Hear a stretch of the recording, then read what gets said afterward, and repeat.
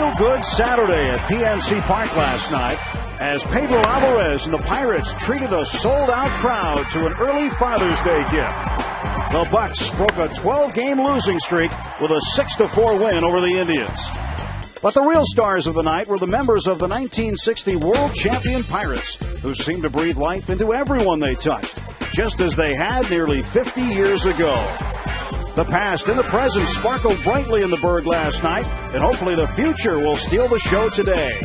Brad Lincoln eyes a win to wrap up the homestand on Dad's Day, next on FSN.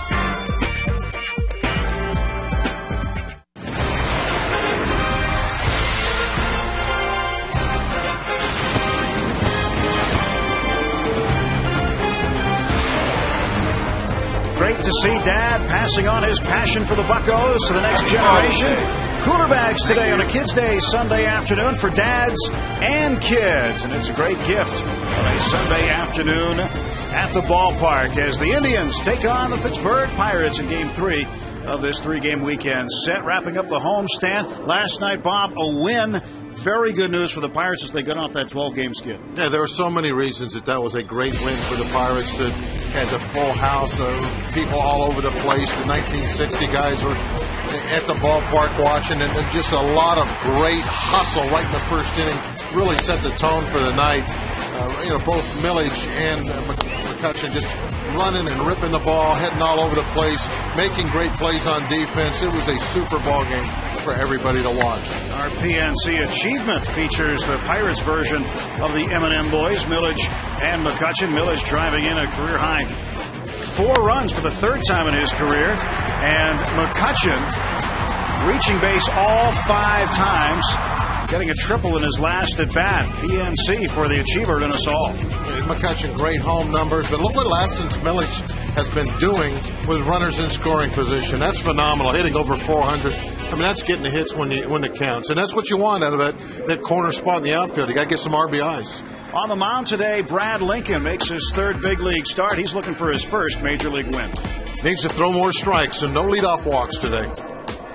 His opposition, Justin Masterson, 2006 second-round pick out of San Diego State. Have dominated Red Sox a couple starts ago. A lot of ground balls out of this guy. Justin Masterson has the ball for Maniacta's Tribe, and he'll go against Brad Lincoln on a great Sunday afternoon. Happy Father's Day to everybody. Should be another great day at the ballpark. Stay with us.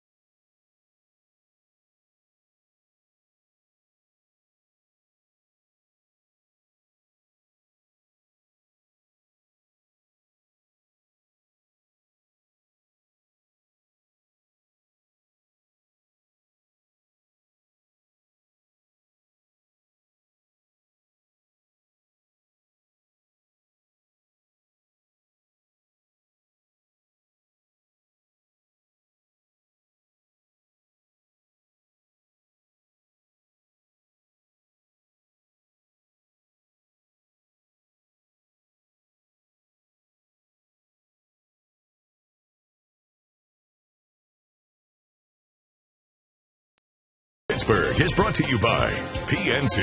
PNC for the Achiever in us all. By Barrel Automotive. Barrel.com. Definitely worth the click. And by your Toyota dealer, where quality, dependability, and good MPG all come standard. Toyota, moving forward. A gorgeous Sunday Father's Day afternoon here at PNC Park. Players wearing the blue wristbands today to create awareness for prostate cancer research. June 20th, 2010, the Home Run Challenge continues. We're participating in it today. Every home run raises $20,000 for prostate cancer research. You can make a pledge by calling 800-798-CURE or go online at www.pcf.org.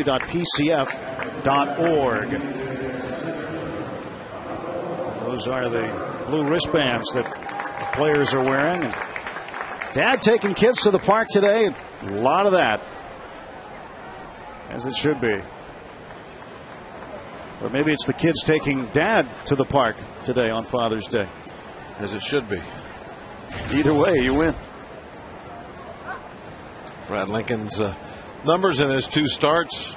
Last time out, 3 leadoff walks really hurt him. So hopefully today he'll go right at these guys. If he's going to throw a free pass, don't make it the first hitter of an inning. Delivers ball 1 to Trevor Crow. Crow was 2 out of 5 in last night's game. I think the reason to kind of look at that so much with Lincoln is that in his minor league history, he is an excellent strike thrower. And you want that to be one of the main things that he carries over up here. I remember when he got off the bus the first day in Washington, and I asked him to describe himself, and he said strike thrower. It was strike that time, and it's a foul ball. 1 ball and 2 strikes. So I'm sure it was a little frustrating for him last game out, too, that he hurt himself with those leadoff walks, because that is a very accurate description. He is not afraid of the bats. He pitches to contact. Lincoln set to go, the 25-year-old. Former first-round draft choice. In 2006, 2 balls and 2 strikes. Lincoln out of Clute, Texas, and the University of Houston. 2-2 to Crow. Got him. Good way to start the day. Manny Acta's lineup against Brad Lincoln brought to you by Toyota. Moving forward, we just saw Crow strike out. Shin-Soo Choo coming to the plate. Carlos Santana, the young catcher, hits third. Kearns, Branyan, and Johnny Peralta, 3 out of 7 in this series with a pair of doubles. Anderson Hernandez back out there at short. Jason Donald moves over to second base, and Justin Masterson doing the pitching, batting 9th. And Choo takes strike 1. 90 miles an hour from Brad Lincoln. Well, Brad will stay consistently with that fastball in the low 90s. I think we've seen him up at 94 a few times.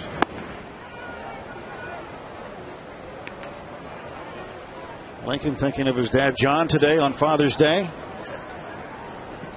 His dad was his coach as a kid, and he credits, as a lot of big leaguers do, credit their dad for their success. Brad said he wanted to run around with neighborhood kids. So his dad would say, no, let's go hit, let's go pitch, let's go do this, do that. And he says it all has paid off. And he appreciated every minute of it. 3-1.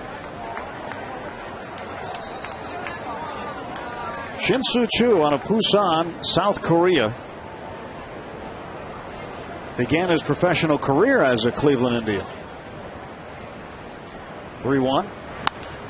It's fouled away. Count 3-2. And Choo makes his home in Arizona, where the Indians have trained for a few years. A lot of ball players. They love that Arizona area. There's so many teams now there in spring training. And the traveling there is not much during spring training. I mean, it's just a perfect situation for the ball players. And he walked Choo, so 1 out and 1 on. 81 degrees, 52% humidity, and the forecast for clear and focused. If you caught our telecast last night, you'll understand what that means. And when Lastings Millage gets to the plate, I'm sure we'll take a closer look at what he does. And so does Andrew McCutchen as he imitates him in the dugout while Millage is at the plate. Funny stuff last night, late in the ball game. Carlos Santana with one out. Switch hitting catcher. Last night late, you see all the guys in the dugout pointing to their eyes. And Millage, whether he realizes it or not, and Steve Blass and yours truly, we were just trying to stay focused late in that one. Didn't want it to get away from us.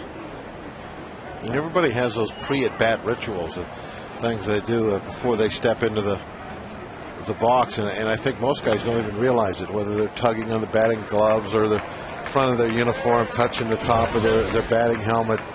They're all doing different things, and of course one of Millage's little twitches, habits, is he points at his eyes as I guess he's kind of talking to himself about, watch the ball, see the ball, maybe stay focused, whatever it is, he's reminding himself. And now the players have kind of taken it upon themselves to all do that while he's hitting it. It was kind of a fun thing. And that's good to see the players doing that, because they need to be able to enjoy themselves at the ballpark regardless of what's going on. So now Andrew McCutcheon's got him down pretty well. Well, he's got all the different things. He's doing all kinds of different stuff too. There he is. Got the deep breath, the shoulder shrug. Here comes the 0-2. Runner takes off. Pitch is belted foul. There's always one guy, it seems like, on every team that is very good at imitating all the stuff that the other hitters do. Got all the swings down, little idiosyncrasies that the guys go through, and it looks like McCutcheon might be the guy, because he really does have Millage down.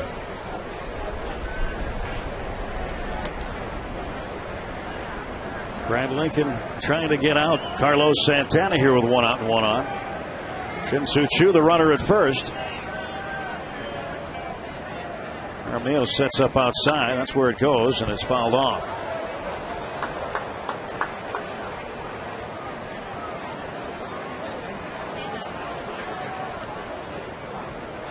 Santana hitting .333. Came over from the Dodgers. There is Choo. 11 out of 13. And he is a threat to run.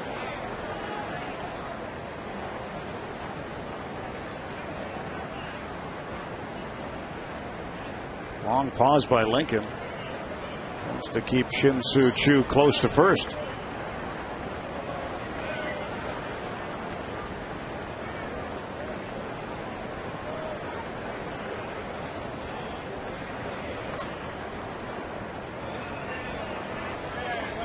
Again the 0-2. And again it's fouled away. Well, Jaramillo really moved outside that time. JJ getting the start today. Ryan Doumit not in. Jaramillo did not want that fastball, that 0-2 pitch, anywhere near the strike zone. Moved out behind the right-hand hitter's batter's box. Santana was acquired by the Indians in the deal for Casey Blake and the Dodgers. Blake now with Los Angeles, and Santana was a good prospect for the Dodgers, but they felt that they had to give up something when the Indians asked for something for Casey Blake. 0-2 pitch out, nothing on for the Tribe. Yeah, you have to deal from strength too when you're a club trying to fill a need somewhere, and the Dodgers not in need of a young upcoming catcher.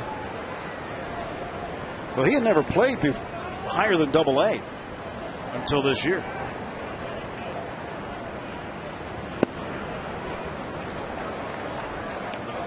Lincoln took something off that. 2-2. For Brad Lincoln, you really hope his curveball has some bite to it today. Because when it does, it's very tough to catch up to. To right field and deep. And this ball is gone. Carlos Santana has hit his second major league home run in the Indians with a 2-0 lead. And one of these runs came on a walk, not a leadoff walk, but still a walk nonetheless. Take a look at pitch location. Elevated fastball. Looked like it was about belt high. And there was not much doubt whether this was going to carry out of here. About halfway up the stands.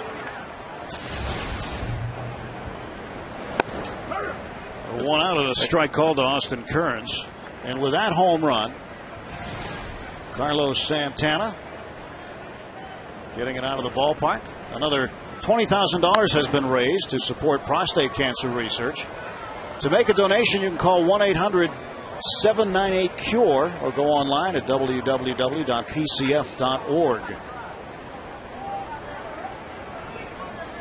Closing in on $1.5 million being raised.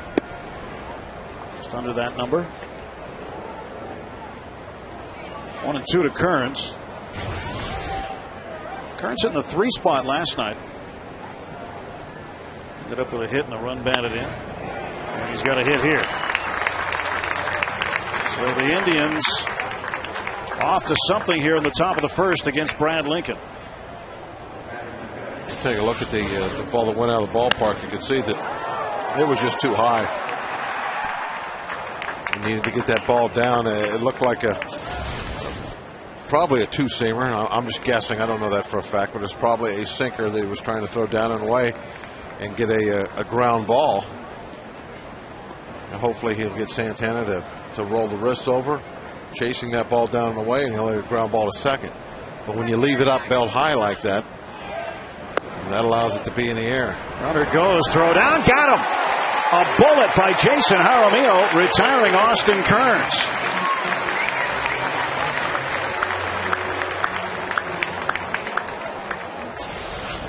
Right on the money. And this was all Jaramillo. Big leg kick. So this had to be a perfect throw right over the bag with something on it. Russell Branyan, ground ball toward the middle. That's through. Shift was on for him. Pedro Alvarez was at the shortstop position. And Branyan hits it through the shift. Here's that throw again. I mean, look at the jump that Kearns is able to get. Big leg kick. And it's just a bang-bang play. And he takes a look over his shoulder as he's going down there. And that will slow you down just a little bit. Now, perhaps that look over his shoulder meant that he thought that was going to be a hit and run. Maybe that's why he was peeking. Johnny Peralta takes strike one.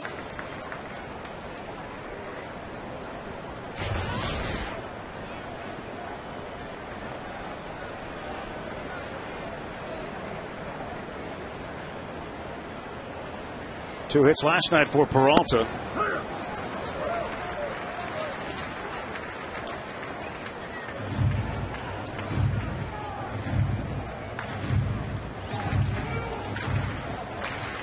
Nothing in two to Peralta.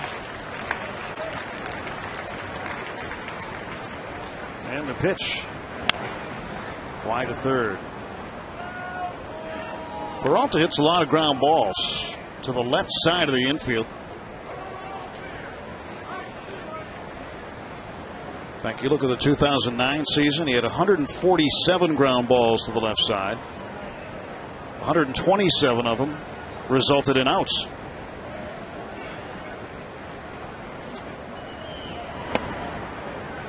One and two. Closing on 30 pitches now for one inning here on Lincoln. Not the first inning you'd like to have. Certainly not the start he envisioned today. This will be number 30 right now.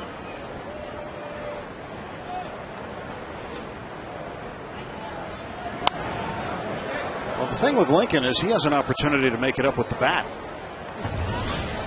He hits pretty well. He was a designated hitter when he wasn't pitching while at the University of Houston.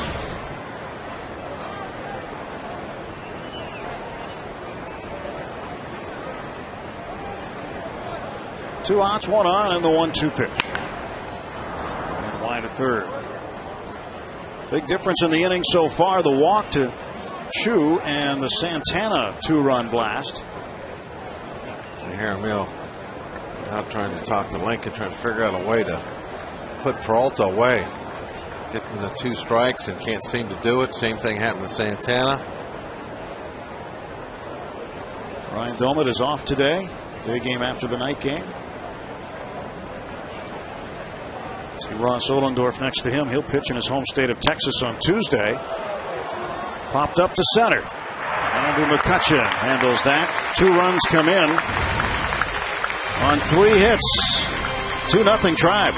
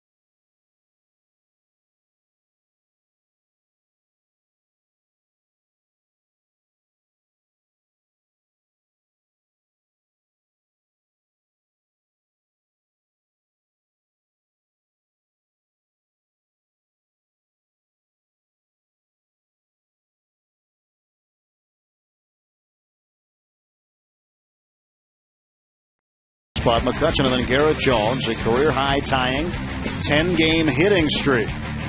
Lastings Millich, Pedro Alvarez in the 6th spot, Jason Jaramillo, Bobby Crosby, and Brad Lincoln batting 9th and doing the pitching. I think Walker was thought somebody was coming at him with another one of those shaving cream pies. Either that or it was a very large insect with wings. Justin Masterson delivers a strike. 25 years of age, 6'6" and 250. Lives in Fortville, Indiana. Born in Kingston, Jamaica. Originally property of the Boston Red Sox. And was part of the deal when Boston acquired Victor Martinez. So Masterson went the other way. Little guy, isn't he? Get him. 6'6", 250. Wow. He is put together. He's solid. That's NFL tight end material right there. You can see that the movement that he has on the ball from that delivery.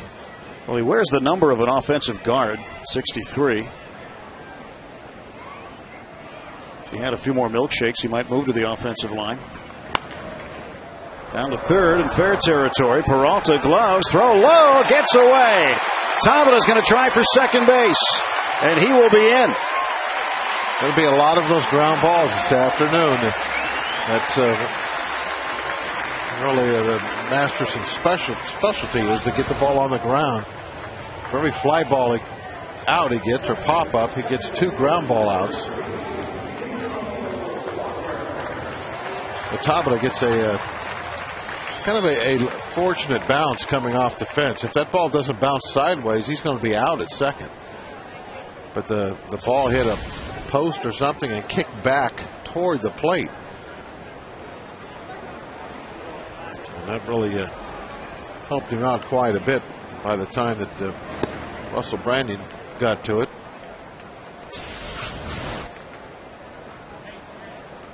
There's the throw. Gets by. And the bounce goes the other direction. Brandon looked one direction, the ball went another. 2-0 to Walker.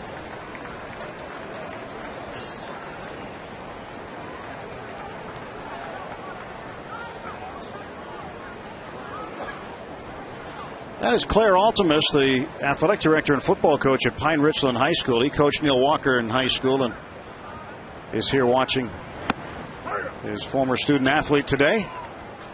Coach A, as he is known at Pine Richland. What you got red on for? But there's a green out there at Pine Richland, isn't it? He didn't get the memo. No. 3-1 now to Walker. Pine Richland colors are green. Right? They're green. Yeah.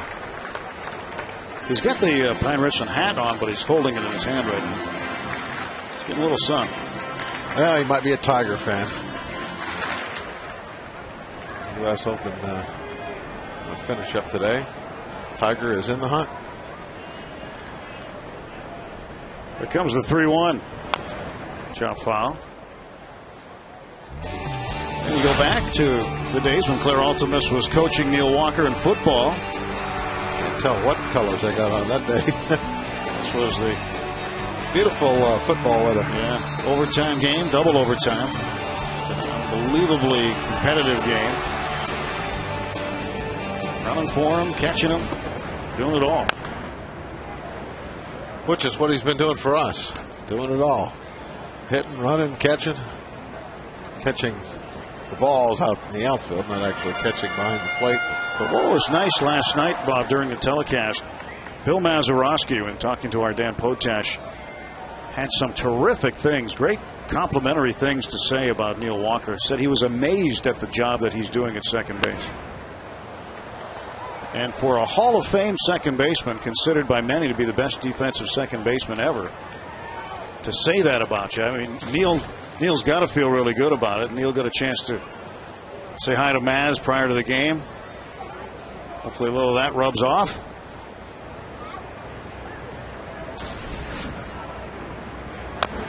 Walker again. But there was a little bit of a controversy when they took him out from behind the plate as a catcher and put him in the infield to begin with.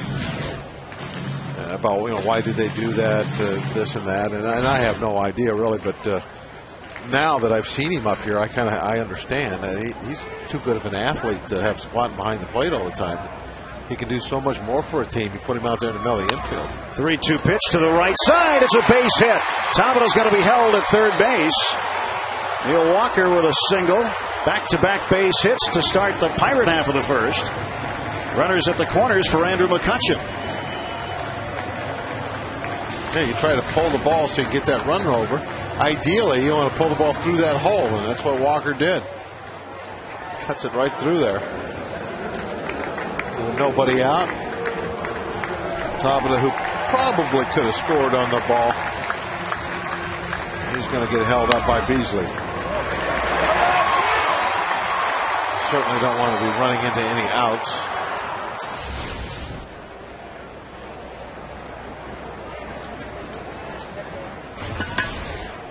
Here is Andrew McCutcheon. After the triple last night, his average at .319. And I don't know if there's any more exciting play in baseball than an Andrew McCutcheon triple. How about him scoring from second on an infield hit? That's number 1A right there. How many times have you seen a guy score from second base on an infield single? Not very often. I've probably seen it before, but I can't recall. I mean, it's something that a lot of guys will do. They'll just keep wheeling around the third if they have good speed. They believe they got a good jump. They're going to keep going just in case they get a safe call at first. And that's what happened last night.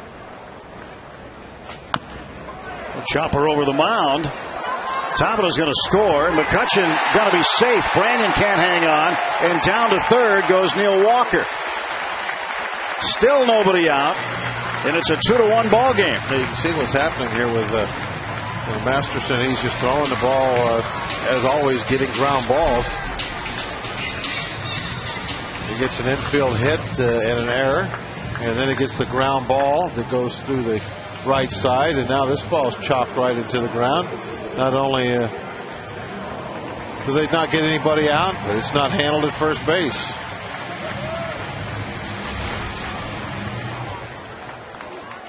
Bucks on the board. Safe Auto Insurance reminds you you're safe at home with Safe Auto. Proudly supporting the Obadiah Cole Foundation for prostate cancer screening and awareness. Early detection is the cure. Yeah, it looks like Millage is going to be able to hit with runners in scoring position, his specialty. Unless there's a ground ball double play here.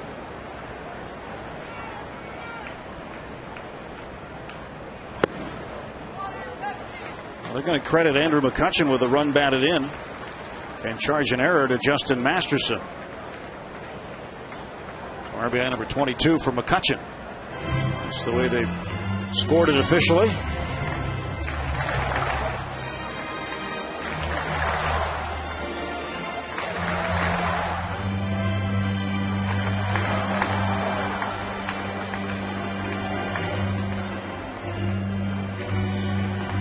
Two balls, no strikes to Garrett Jones, trying to extend his career tying 10-game hitting streak. Right now would be a great time for it. 3-0.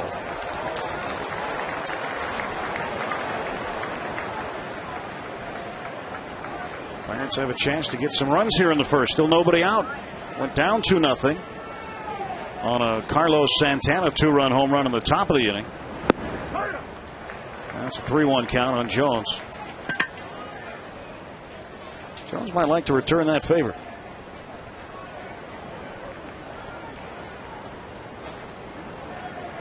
Garrett with 10 home runs. Team leading 43 runs batted in. McCutchen might. And Jones up the middle, a base hit. Here comes Walker to score. The ball game is tied. And a new career-long hitting streak of 11 games straight for Garrett Jones. He has now tied Jose Reyes of the Mets for the longest active hitting streak in baseball. That ball just blasted right back over the top of the mound.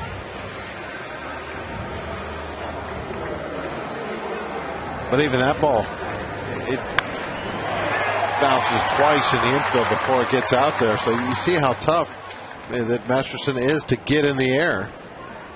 Yet the Pirates have tied the game and they're in a great position to maybe put up a real nice looking crooked number, like maybe a 4 spot. Millage with runners in scoring position.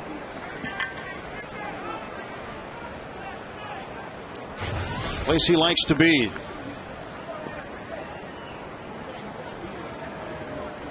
.406, isn't it? There's a strike. Slider down and away. Barrel Automotive League leaders stat. Runners in scoring position leaders in the National League. Johnny Gomes of Cincinnati. 408. 2 off. Ludwig of St. Louis. And then there is Mr. 408, Lastings Millage. Barrel Automotive, definitely worth the click. Log on to barrel.com.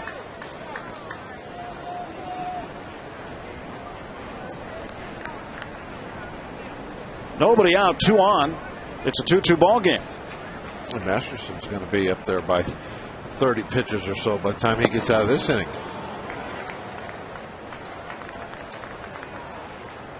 And that pitch,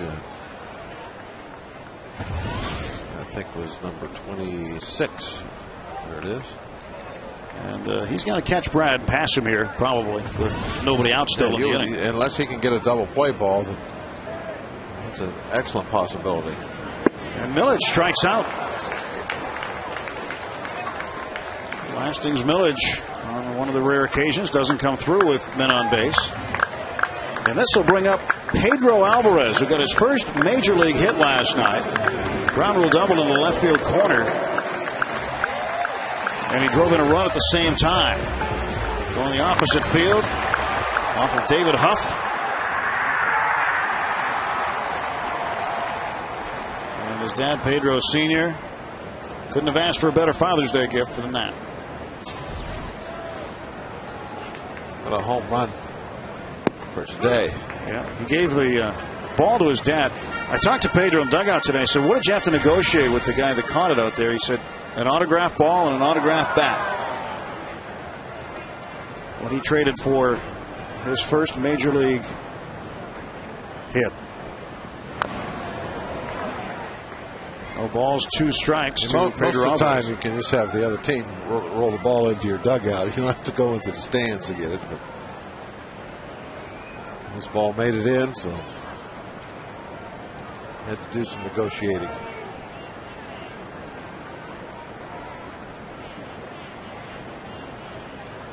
Two on, 1 out, 2 in. McCutchen at second, Jones at first. Masterson looks him back. And you put a guy who's 6'6", that big, on that 10-inch mound, he looks like a giant.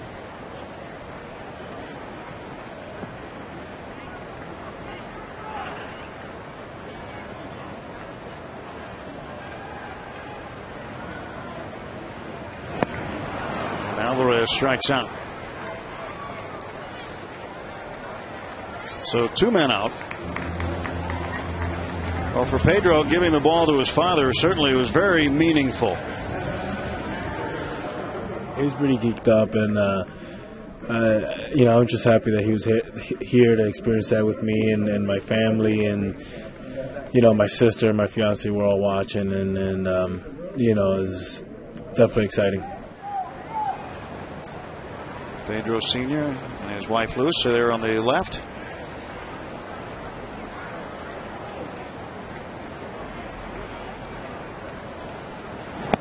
Jason Jaramillo takes the ball. Well, Jason got off a pretty good start this year, but his batting average has kind of moved the wrong direction of late. It's so tough for a backup catcher. You don't get those consistent at bats. You don't even get the pinch hit very often. That's the 32nd pitch of the inning for Justin Masterson. He's now equaled Brad Lincoln in terms of pitch count. He's 3 for 33 last 11 starts. 2 balls, 1 strike. 333 hitter with 2 outs and runners in scoring position throughout the course of his young career. Pulls it foul. 2-2. Pirates would love to give McCutchen a chance to score. There you go. Got a souvenir. Let Dad look at it for a minute, though. He's got a blue Father's Day glove.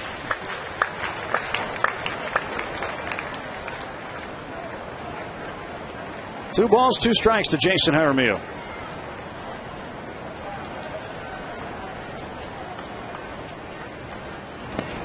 Three and 2. So the runners will be off to the races with this pitch from Masterson.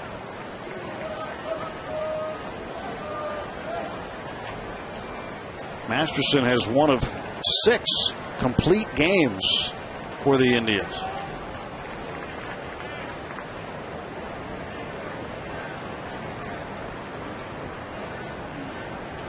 And a complete game win over Boston on the 9th. 11-0 shutout victory. Runners will reset, and Jaramillo will get another pitch. It's going to be a miracle for him to do that today, though. He's going to have almost 40 pitches by the time he gets out of this first inning. He gave up 2 hits in that game against Boston on the 9th. Struck out 6. Then Tuesday against the Mets suffered a loss. That was after 2 straight wins. Payoff pitch, and Jaramillo bangs it toward the middle. Anderson Hernandez gloves and throws him out. And combined with Masterson and Lincoln, 69 pitches thrown over the first full inning.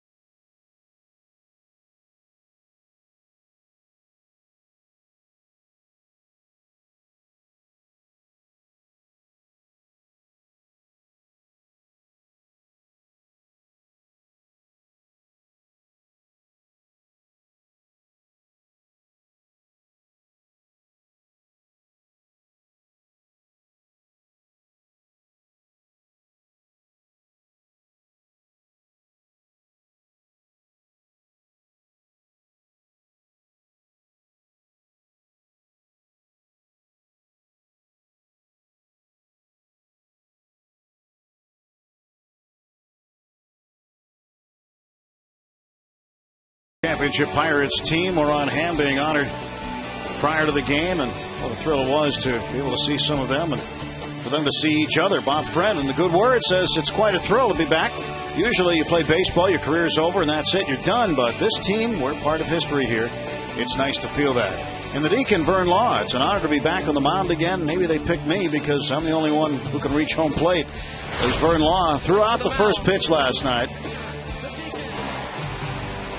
And it was just a little bit outside, but Vern, who actually earlier in the year, prior to going to fantasy camp in January, worked out with the BYU baseball team in his hometown of Provo, Utah, that is coached by his son Vance, the former Pirate, to get ready for fantasy camp. He actually worked out to get ready for that, and he can still throw at 60 feet 6 inches.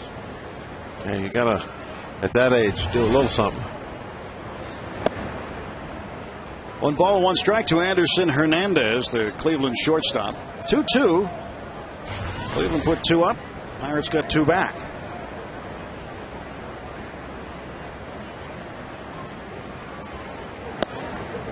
2-1. Brad Lincoln trying to make sure he doesn't repeat what he did in the first inning, throwing 32 pitches.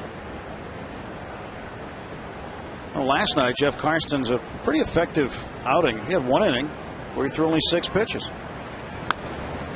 2-2 to Hernandez. Now Lincoln's got the bottom third here now. We're looking at 7, 8, 9.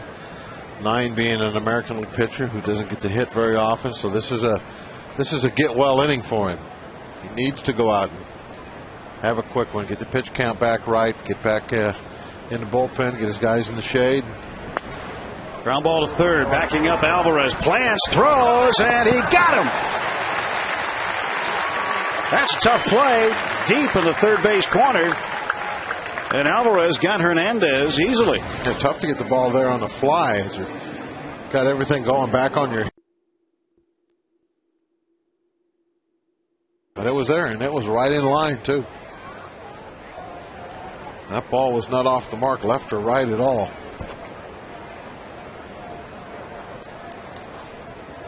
Watched him earlier today working on plays like that.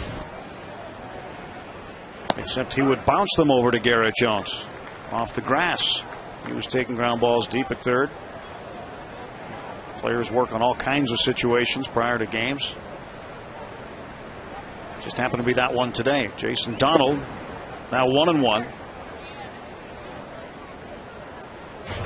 Nice quick out for Lincoln. Get another one.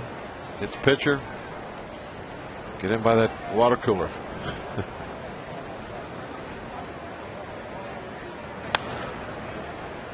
Garrett Jones. And there are 2 away quickly. And now Justin Masterson comes up. First at bat for him this season, and in his career is 0 for 5 at the plate.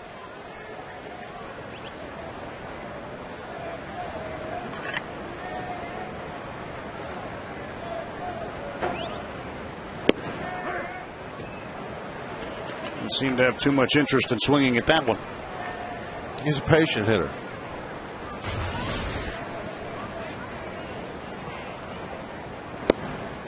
And he waits for ball 1. He's not going to chase. 1 ball, 1 strike to Justin Masterson. And this is just his 6th career plate appearance. Got a reputation for going into deep counts. He does, he? Yeah. See?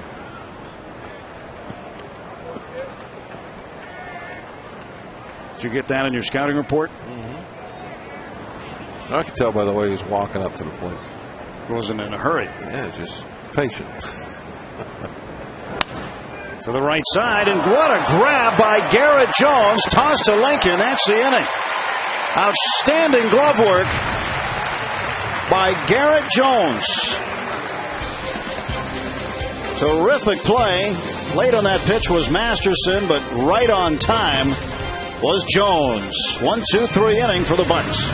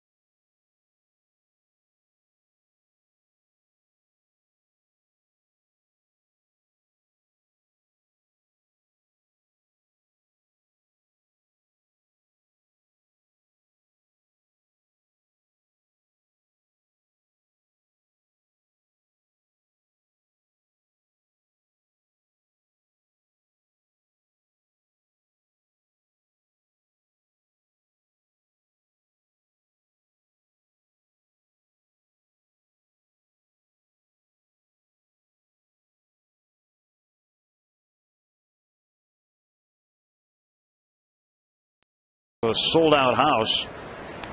They were literally hanging from the rotunda last night here. Another pretty good crowd today on a sun-splashed Sunday afternoon. Bobby Crosby rips this one fair down the third base line. Crosby around first. He'll be held there. The carom came right out to Austin Kearns. And Crosby the leadoff single. So Lincoln more than likely going to be asked to bunt here. But nice hit by Crosby. Yeah, it looked like he was digging hard coming right out of the chute. Kearns must have really been playing shallow to begin with to get to that ball so quickly. Shallow and toward the line. And Crosby, he went hard the whole way. Lincoln, nice looking bunt. Sacrifice, good job. Now let's get him in. Lead off hit, move him over.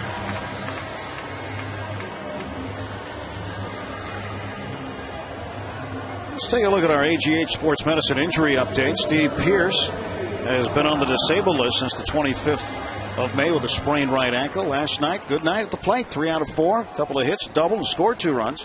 That's our injury update. Thanks to our friends at Allegheny General Hospital Sports Medicine, official medical provider of the Pittsburgh Pirates. Tabata takes ball 1. Tabata singled and scored in the first. Tough night last night at the plate for him. Took an 0 for 5 at the top of the order.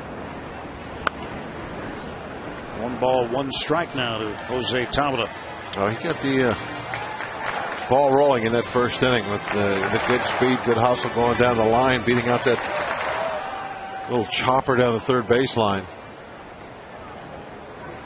It's one of the things you look for with that leadoff hitter is somebody that'll put some pressure with speed on the defense, force them into some mistakes. Peralta throwing the ball away at first base. When it was all said and done, game was tied at 2. Barrett ought to put some sunscreen on. Little chopper. This could be trouble for the Indians. Tabata digs it out, and he's just caught by Peralta. Good play by the Tribe third baseman, but Tabata ends up moving Crosby over to third base. 2 men out. Crosby 90 feet away. Well, that kind of gives you an idea of how fast McCutchen is. It's a similar play yesterday. He scored from second base. Wasn't it? That little chopper in the infield was out there just beyond the mound in between third.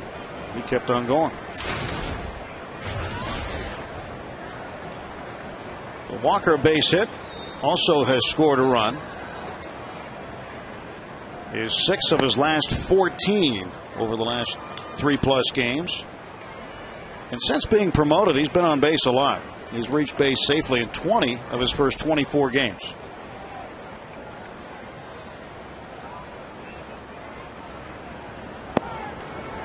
Hit his first big league home run on the 1st of June against Ted Lilly of the Cubs. Happened to be a game-winning shot in the 8th.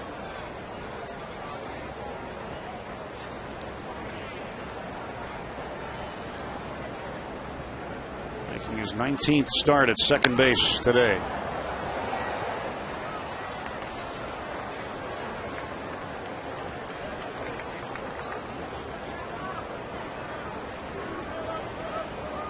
Walker looks out. McCutchen on deck, hoping for an opportunity this inning. Nobody on and 2 away.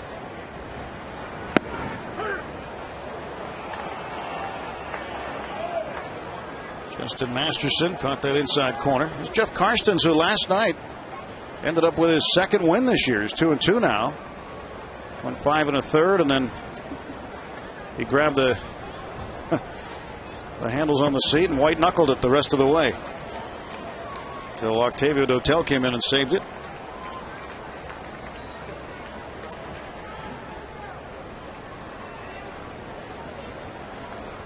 He's been a key guy, actually. He's settled things down a couple of times this year. Pirates had that 7-game losing streak and sent him out there against Milwaukee. That ended that. The Pirates would end up winning 2 in a row in Milwaukee after that. He tried to end this losing streak much earlier. He went out and pitched extremely well against Detroit 5 days ago. Yeah. The streak should have been over that day.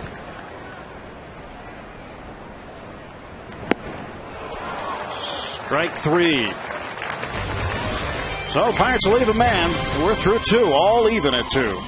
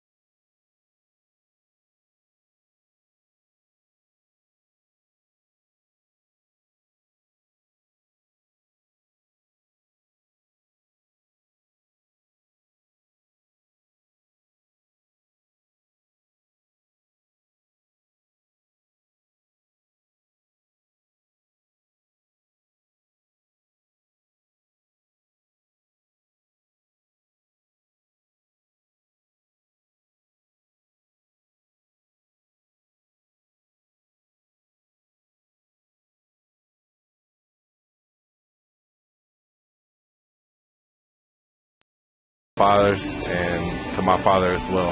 Thanks for everything you've done for me, and I love you. Nice day for one of those, a warm Sunday. That tastes good right about now. 2-2, top of the 3rd inning. I'm sure that person was waiting for the camera to get off so they could start working on it. Yeah, we need to order a couple of those. Trevor Crowe takes ball 1. Crowe struck out swinging in the 1st inning. Love the club level. All kinds of goodies down there. Not enough of them find their way up here, though. You know, people, you can make it happen. When we come up from dinner, we could always stop at the club level, go out, walk around. I didn't know that. Find some goodies. They got great soft serve ice cream there. Well, see, you haven't taken me up there. There's Rick, who usually takes good care of us. And takes great care of the people down below. Bringing goodies in here. Ground ball to the right side. Walker throws out Crowe, 1 away. 5 in a row now, set down by Brad Lincoln. Yeah, Rick's got more uniforms than anybody on the field. He wears all the different combinations from the late 1970s teams. That's a Bill Mazeroski sleeveless uniform right there. Oftentimes he will do the period piece with the facial hair, too. Yeah, he did get a little 60s look going.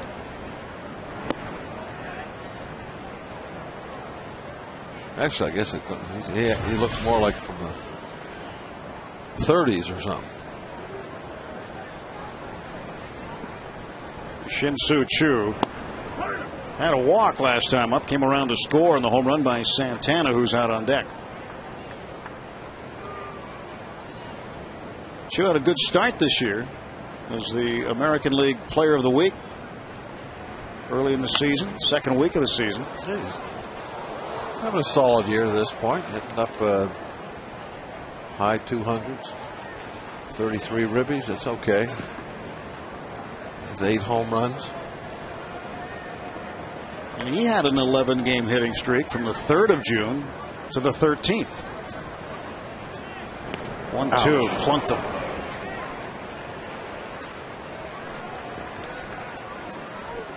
On September 5th, Bill Mazeroski statue will be unveiled commemorating the greatest moment in Pittsburgh sports history. Don't miss your chance to be a part of it by purchasing a commemorative bronze leaf to be on display near the statue. For more information, visit pirates.com/MazStatue. They've broken ground outside in the cul-de-sac at the end of Mazeroski Way. And it took some breaking, too, didn't it? I guess. Broke some concrete. A couple of jackhammers at least. But progress. We'll see it go up there on the 5th of September. 1 out, 1 on for Carlos Santana. Situation they had in the first inning. Pirates haven't been able to get him out in the series. Didn't play last night, but in game 1, he ended up going 2 for 2 with 2 walks.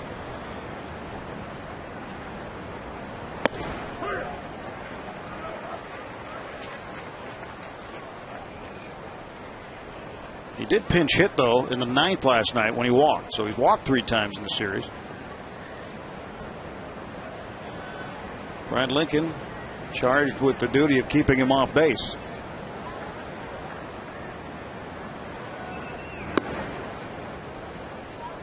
It almost looked like a pitch out, but I don't think it was. I think it was just a pitch that was well out of the zone, and Aaron Mill bailed out early and went after it. Plenty of water needed today. Yeah. Keep passing it down. Take one, pass it down.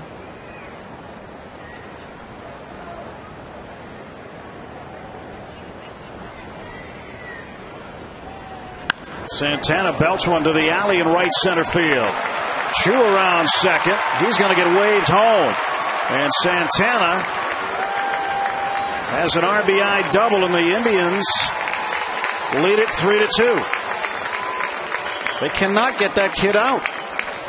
Yeah, nobody really is getting him out so far.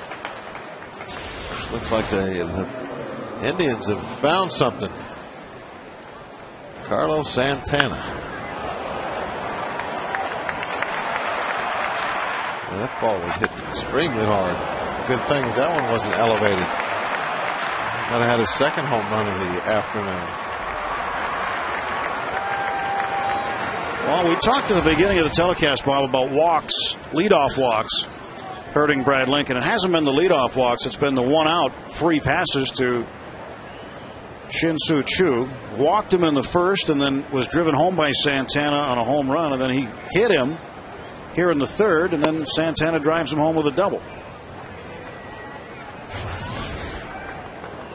Choo has scored 2 of the 3 runs without the benefit of a hit. Austin Kearns, base hit, caught stealing.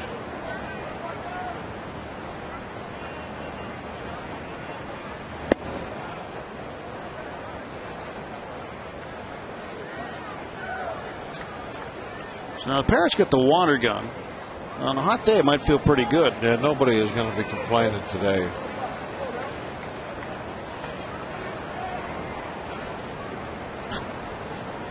In fact, he can come up here and shoot us. I don't care. Yeah, it's a little warm here, a little toasty. 2-1 now to Austin Kearns. There's your summer haircut. Looks just like Dad's. I was that age. It's what my dad did. He'd get the clippers out.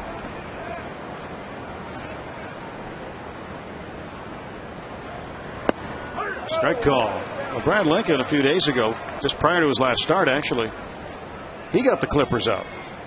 I think he got more than the clippers. Well, he shaved it Looked right like down he got to the a razor wood. out to me. Yeah, he took it all off.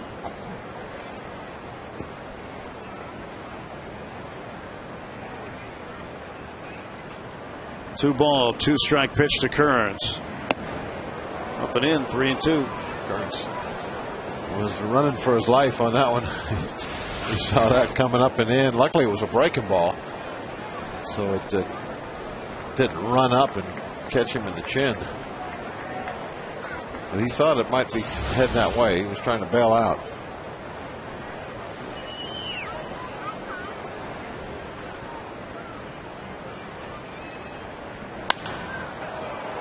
To right field, Millage. And tagging is Santana. And he'll make it to third safely with 2 outs.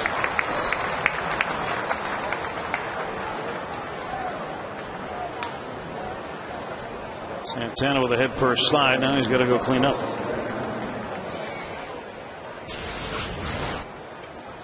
It's not really worth a risk to get to third base when there's 2 outs, but if you can get over there without a play, then go ahead and do it. And this basically was without a play. Well, he was not going to get thrown out unless he fell down halfway there. So that's a good job, because you can score from third in some ways you can't from second. The wild pitches, errors, things of that sort. Joe Kerrigan talking to Brad Lincoln about the next hitter, Russell Branyan.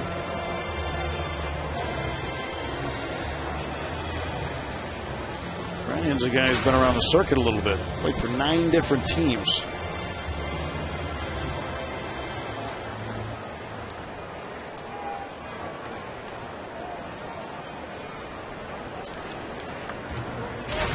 He's been with Indians a couple times. Yeah, second time around with Cleveland. San Diego, Tampa Bay, St. Louis, Philadelphia. Was he in Milwaukee for a while? Milwaukee, it's another one.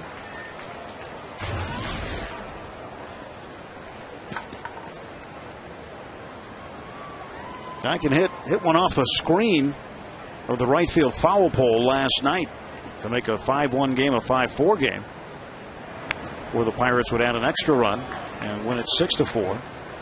Behind 0-2 now.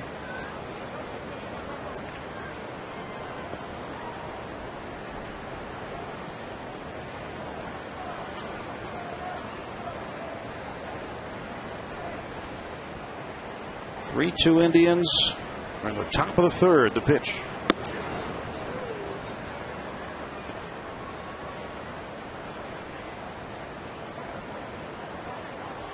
One bat that remains out of the lineup for the Indians during this interleague stretch is that of Travis Hafner, who is their designated hitter. And it's funny when you hear the American League side of the story saying when they go to the National League parks, they're at a competitive disadvantage. But the National Leaguers don't have that type of player on their roster. They don't go out and find a guy who's just a hitter. It's not what's happening is their advantage is taken away and things become even. That's what really truly happens. Up in the air to right. Village will take care of it. And Santana is stranded. Another run comes in, however. 3-2 Tribe.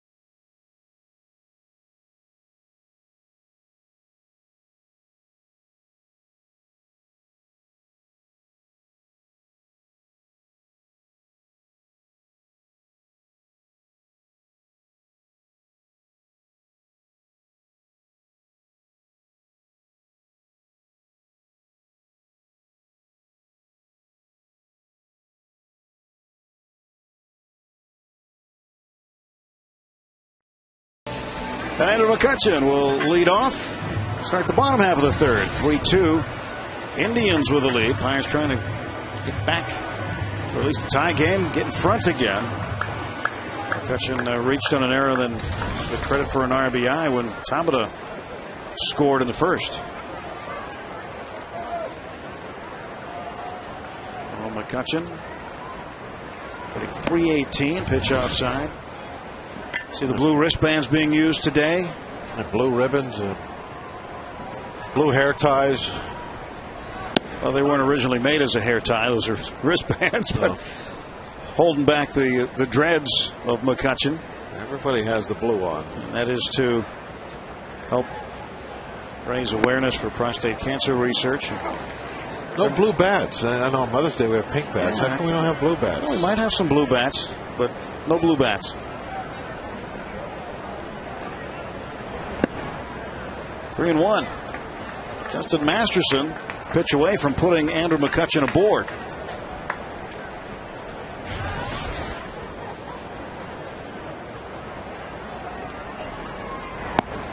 And there's a strike.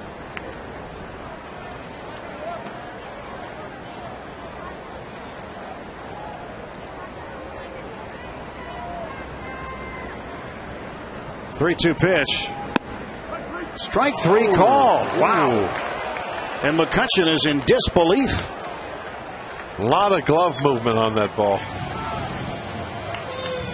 Santana may have just stolen a strikeout. But the glove at first is moving away from the strike zone. Oh. I mean, you see the glove chasing after the ball, leaving the strike zone. And then he catches it and then lifts it back up.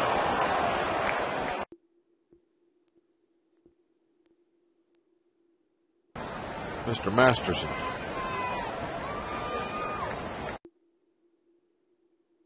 Bad Masterson.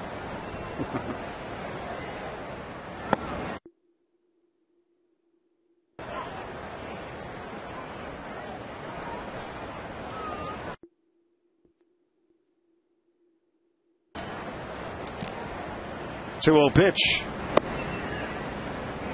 3-0 to Jones. Yeah, that pitch looked a little bit down, a little bit in on McCutchen. Paul Emmel rung him up. Ball four. So now the tying run is aboard with one out in the bottom half of the third inning. Jones on board for the second time.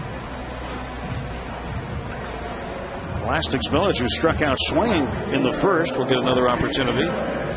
Here's Justin Masterson.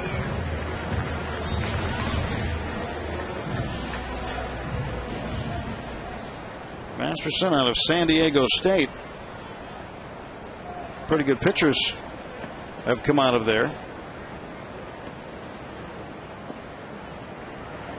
including Steven Strasburg. You probably heard of him.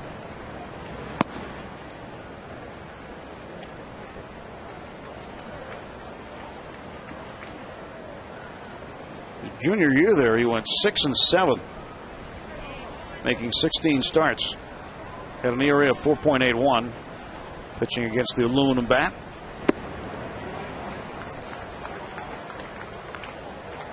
Starts Millage off with a couple of pitches out of the strike zone. Well, Santana is trying to explain things to him here. It's like, hey, you got a 1-run lead. It's the third inning. You've already thrown 63 pitches. You're a sinker ball pitcher. You're supposed to be pitching to contact here. I mean, you're killing yourself. I'm sure that was why Santana called time. On a hot day like this, this is not the type of strategy that he needs to be using, is being on the edge and going deep counts on everybody that comes up there.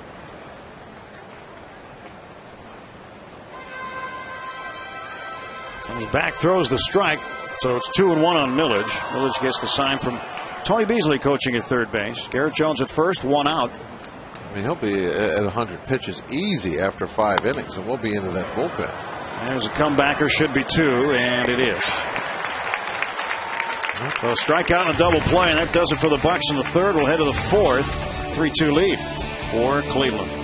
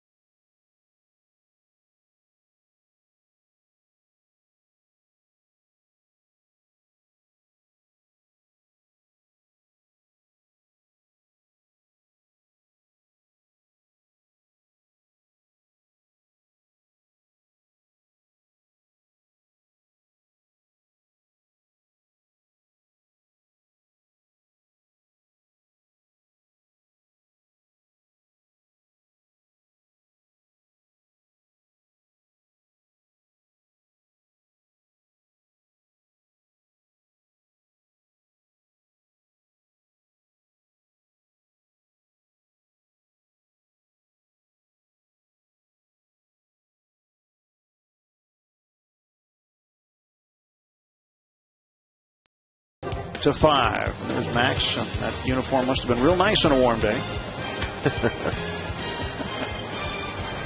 Both sides of the plate, Max Carey. And this pitch popped up to right. Johnny Peralta flies out to Lastings Millage, and Brad Lincoln gets the first out of the 4th. Heavyweight wool unis. Yeah, they had to be miserable on a day like today. Pirates going with the sleeveless Sunday uniforms. Only time they wear the vests, Sunday home games.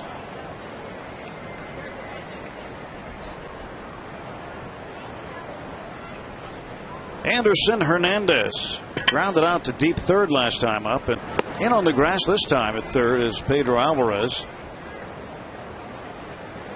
Hernandez a switch hitter, batting left-handed. See where Pedro backs up, and he'll move in on the grass here momentarily. 1-1 to Hernandez.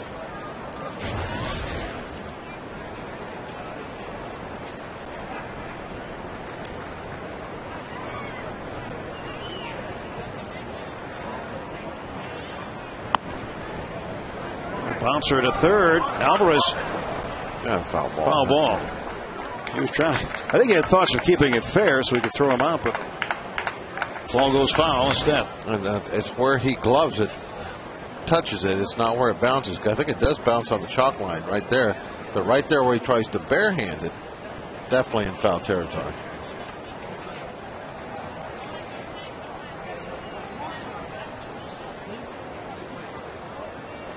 Play on Park. Looking right down the line, saw it easily. Paul Emmel, Bill Hahn at first, Gary Darling, the crew chief, at second, Bruce Dreckman over at third.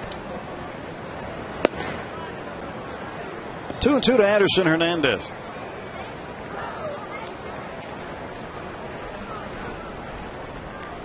.286 hitter. And Lincoln's 2-2. Fouled away. A lot of river action this afternoon. Yeah, looking out at the river. It is the Empress blowing the horn, saying hello to everybody at PNC Park.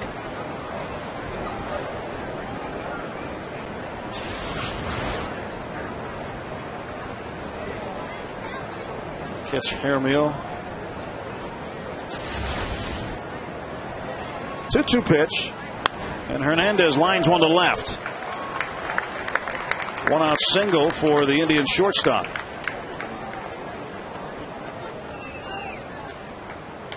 That'll bring up Jason Donald, second baseman, who lined out to Garrett Jones first time up.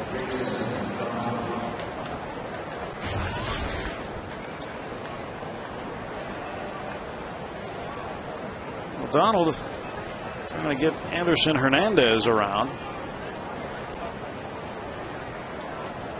Pressure on him as the 8 hitter with Masterson, the pitcher, on deck.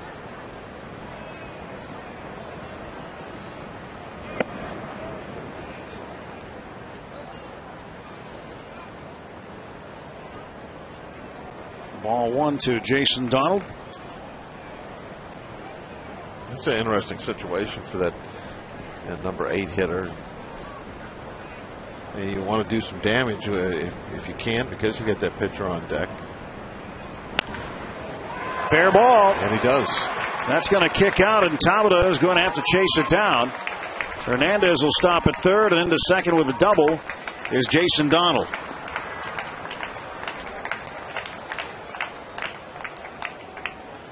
But you want to avoid hitting the ball on the ground. You don't want to be too aggressive.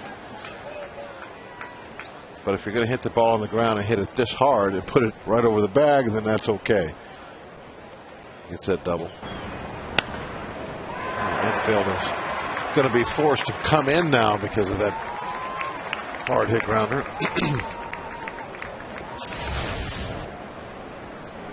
Now you can't depend on this Larson's scoring position. He might not show the patience this time. He might have to put the bat on the ball. He might swing early.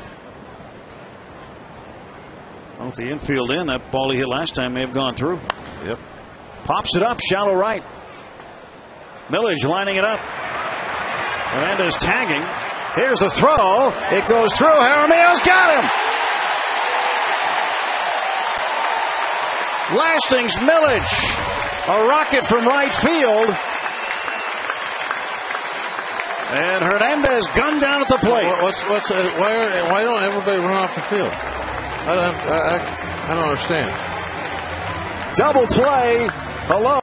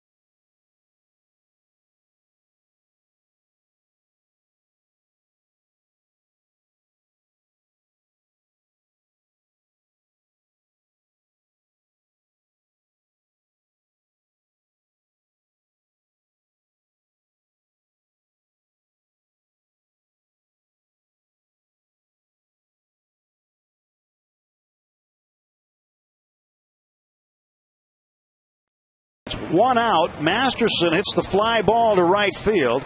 Anderson Hernandez going to tag. 2 outs. That's 2 outs. Here comes the throw. That's 3 outs. And, well, how many outs, Lastings? 2 down. No, not 2. How many outs? Well, it wasn't Lastings. It was the entire team. Yeah. Nobody came off the field. I'm looking at the umpires. Oh, that's 3. I thought maybe that they called catcher's interference, that there was going to be no throw. And Jason Jaramillo wants timeout here. Jaramillo's calling timeout. The inning is over. Pedro, you know what? It looked like the home plate umpire gave him time. Maybe that's what was so confusing. He said, "Okay, you got it. It's timeout." So many people can't be wrong, can they? Pedro Alvarez struck out first time up. 1-1. A little comic relief at the end of that half inning. Can't get on him too bad. I've done the same thing myself. That was the 20th outfield assist for the Pirates outfielders.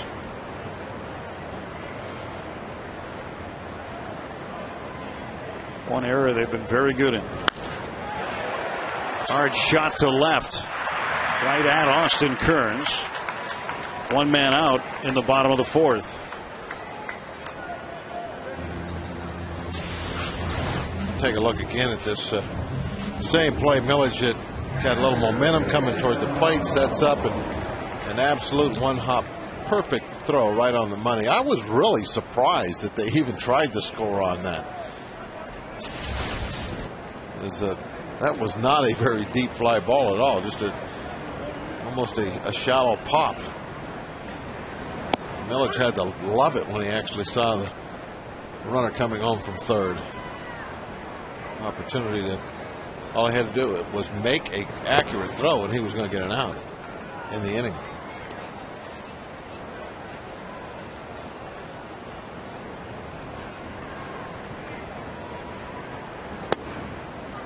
Two and 1 now to Jason Jaramillo. Bounced out to the shortstop, Anderson Hernandez. His first time up. That ended the first inning. Pirates have an off day tomorrow, but it is a travel day. And we'll go meet the Texas Rangers Tuesday, Wednesday, Thursday nights in Arlington.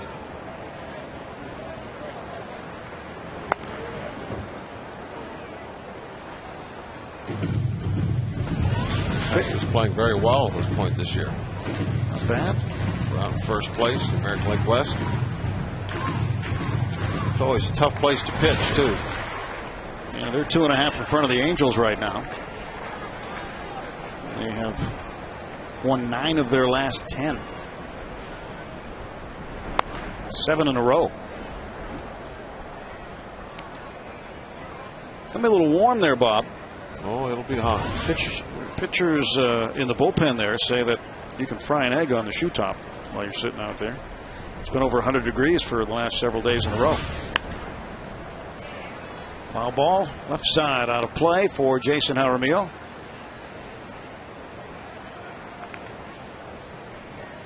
'76th pitch for Justin Masterson. Lincoln also at 76 in the game. And the fourth. He's done with the fourth. Yeah. And Jaramillo strikes out looking, and he's not happy with Paul Emmel right now.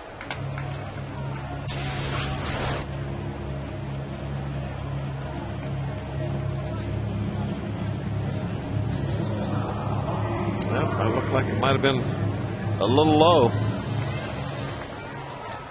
Or maybe the knees. It's hard to tell from that view. You know, that side view you got. That's the one that I don't know if we have that available or not. But that's the one where you can see the ball goes across the knees or the letters or wherever it's at. There's Bobby Crosby at a base hit, first time up. Drilled one down the left field line, hit it too hard basically because it kicked off the cement by the gate in foul ground down the left field side. Kicked out to Austin Kearns and didn't allow Crosby to go to second.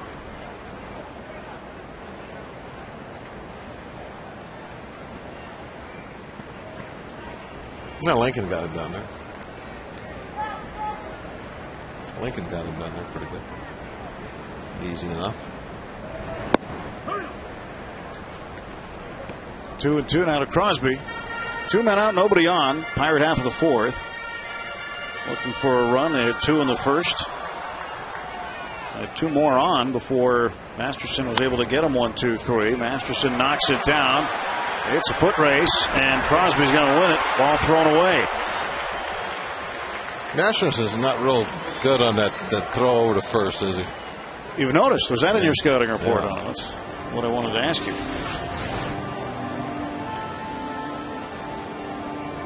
Brannigan, he just needs to start waving his arms, saying, "Here I am. I'm right here." I mean, Brannigan didn't even bother to reach for that ball, I don't think. No. He just, okay, He said, let that one go. Next.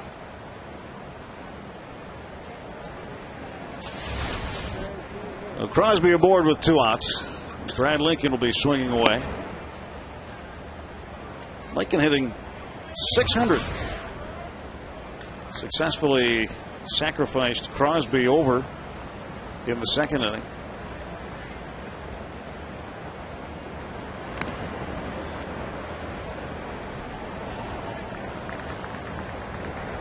I like seeing pitchers that can handle the bat. So do I. I mean, it gives you such an advantage over the other guy. And even if you're not a real good hitter average-wise, at least to where you can put the ball in play when you need to, bunt runners over, all of that kind of ancillary type thing.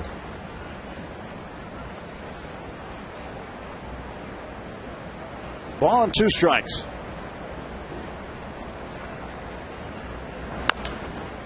To the right side, Brannigan will take care of it, and that's the inning. No runs, a hit, a man left. We'll head to the 5th. 3-2 Indians.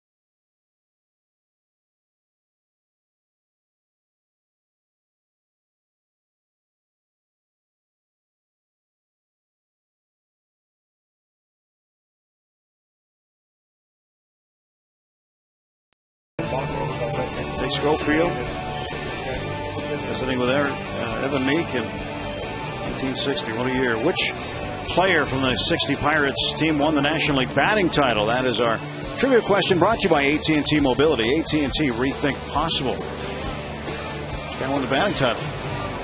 It's a tough one. I know which one won the MVP. Dick Groat won the MVP that year in the National League, but did he win the batting title? Top of the order due up for the Indians, Trevor Crowe. He'll be followed by Shin-Soo Choo and Carlos Santana.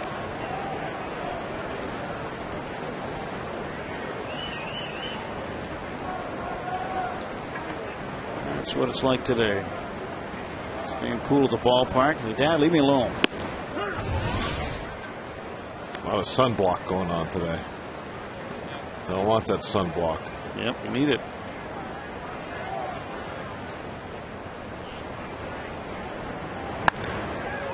To right field, going back, Millage. One down.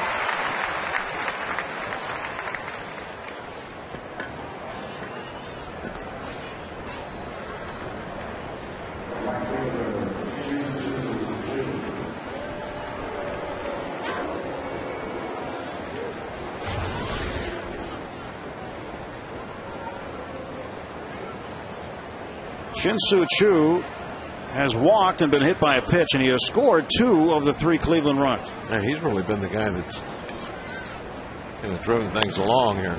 Down to first, and Garrett Jones tosses to Lincoln, 2 down. But 2 really nice quick outs. Lincoln needs that too with the pitch count.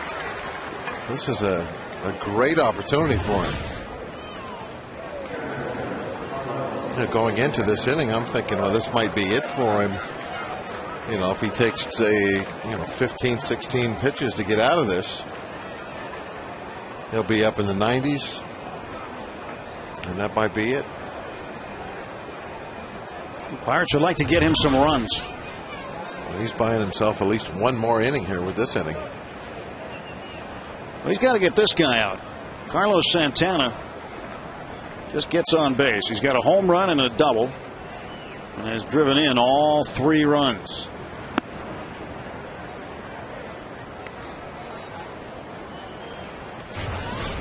And Santana came over last year in the deal for Casey Blake. Went straight to Double-A. First year in the big leagues, and the Indians really like him. I like him. He hits and got a cool name.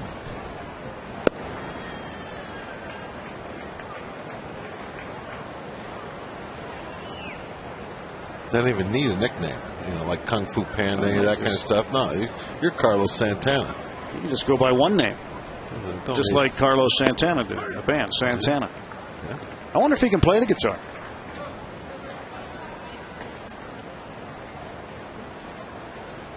I don't know.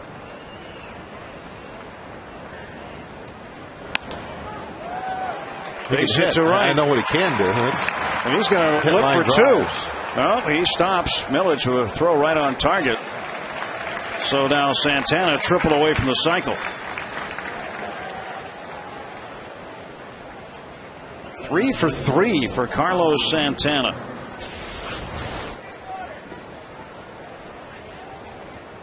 And 3 bullets, too. Every time Santana has come to the plate in this series, he's been on base. He's not hitting any bloopers out there. Watch him come out of the box. I mean, he's definitely not thinking, oh, I just hit a single. And we're talking about a catcher. On a day like today, the legs can't be feeling all that fresh, can they? He's had to work hard. He's cut a ton of pitches already.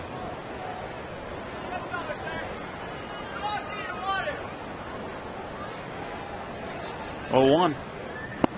Curran swings and misses, throw down on the backdoor play, and Santana gets back. For some reason, Jaramillo took a while to get rid of that ball. Let's see, did the backswing get him in the back? Oh, yeah. Right between the shoulder blades. That'll bother your throw.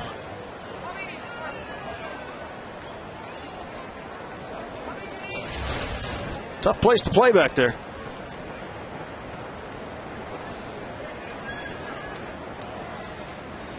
Brad Lincoln throws to first. Santana back. I didn't see the bat at first when I was watching it. I just noticed he didn't throw that ball as quickly as usual. The replay showed why.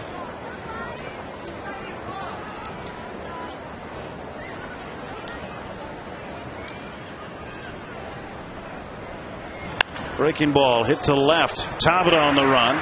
He'll make the catch. The Indians strand another runner. Heading to the bottom of the fifth. Pirates looking for a run. Top of the order coming up.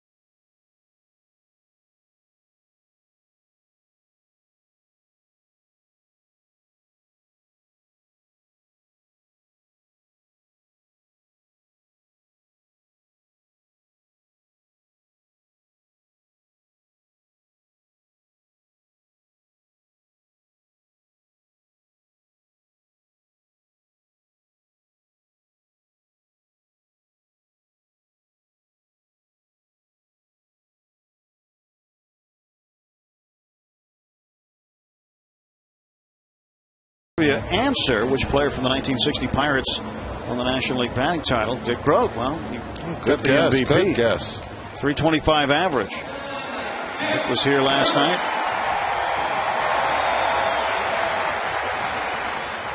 Good basketball player out of Duke. What a fabulous athlete he was. Just put it at that. I don't believe he ever played any minor league baseball either, did he? Did not play a day in the minors. He just came right straight to the big leagues and was successful right from the very first game he ever played.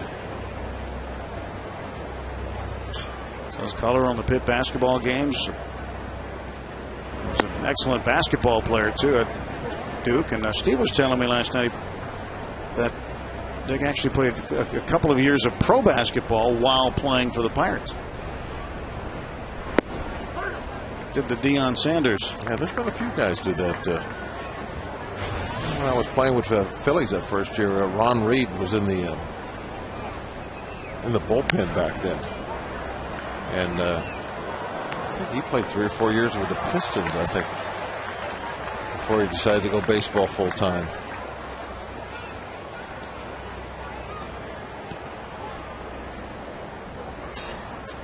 Could use anything you can for a hat, huh? It's warm. Cabbage leaf, anything. Drink tray, glove. 3-2 to Tabata. Strike him out.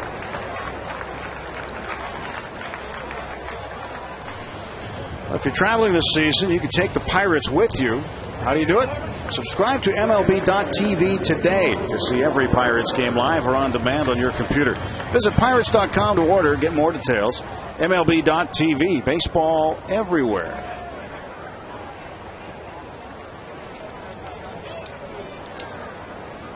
Now that is a cool place to sit. Very nice.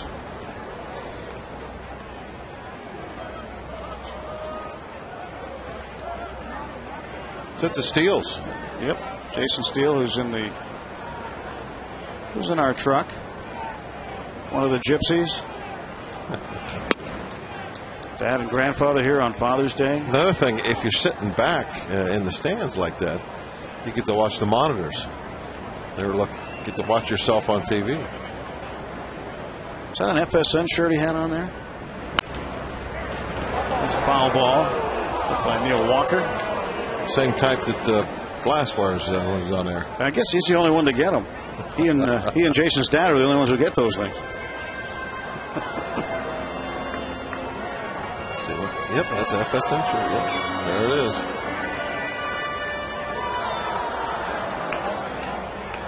How about that? Well, yeah. Where are all these shirts? Not up here. 2-2.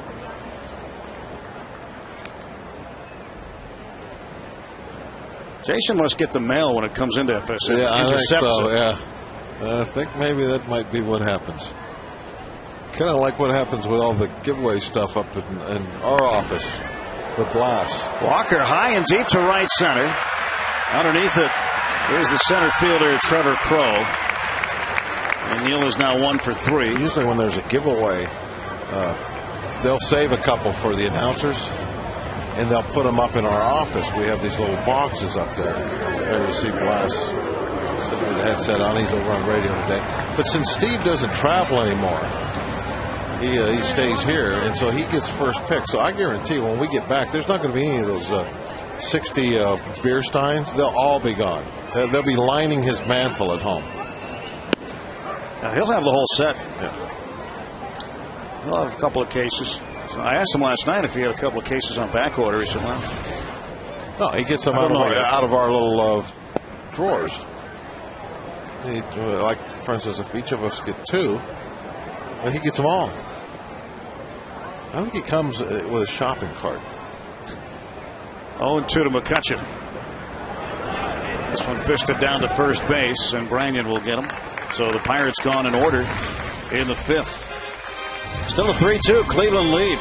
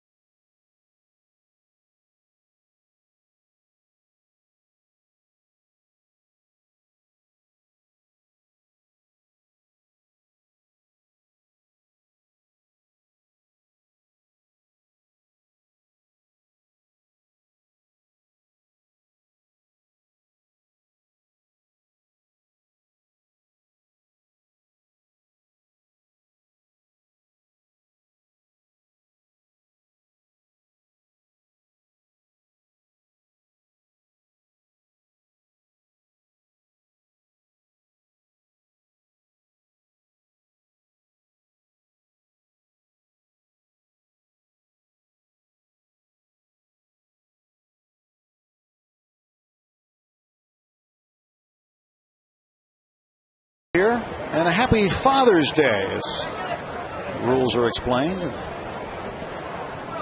Well, we have a 1-run game here, starting at the top of the 6th inning. Ground ball to the right side, Jones. And Russell Branyan retired on 1 pitch. Brad Lincoln has settled down the last couple of innings. Yeah, he's excuse me, he got that pitch count in much better shape. He's been able to do that, and now he's sitting on just 88 pitches, and he's in the 6th inning. If he continues to get the outs, there's no reason now why he can't get us into the 7th, go through 7 innings. 56 of the 88 have been thrown for strikes. Johnny Peralta is flying out twice, once to center and once to right. He may be pinch hit for it before he gets through the 7th inning, but at least pitching wise and pitch count wise, that would be doable for him. That's a base hit for Peralta. Wasn't hit hard enough to be an out. Wouldn't carry out the millage. Little flare by the third baseman. Peralta's been a mainstay in the Cleveland lineup for a number of years. Here's Anderson Hernandez. Thrown out at the plate by Lasting's Millage. Last out of the 4th. After Masterson hit a fly ball to right. And Hernandez 1 for 2 today. Switch hitter batting left.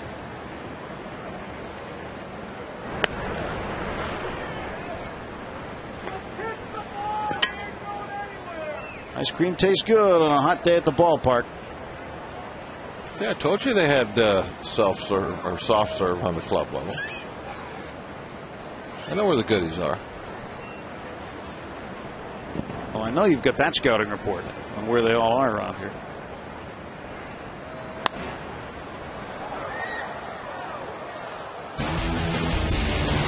Well, take a look at the Coors Light freeze can.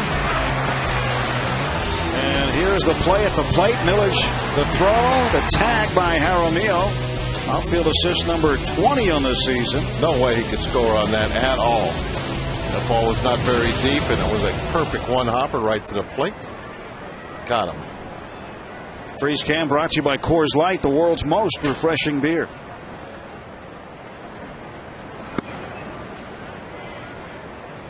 One to Hernandez.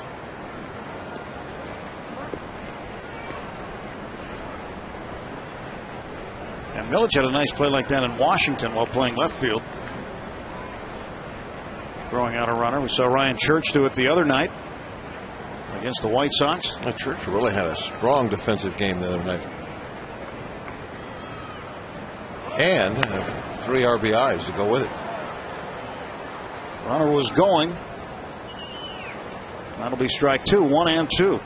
Been getting a lot of RBIs out of right field last couple of nights. 4 of them. Between Church and Millage. And 7 over the past 2 games. Got to button up.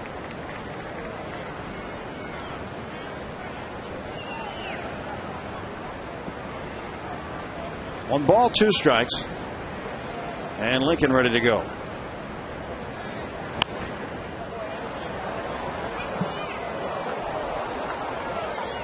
Pirates have some activity in the bullpen.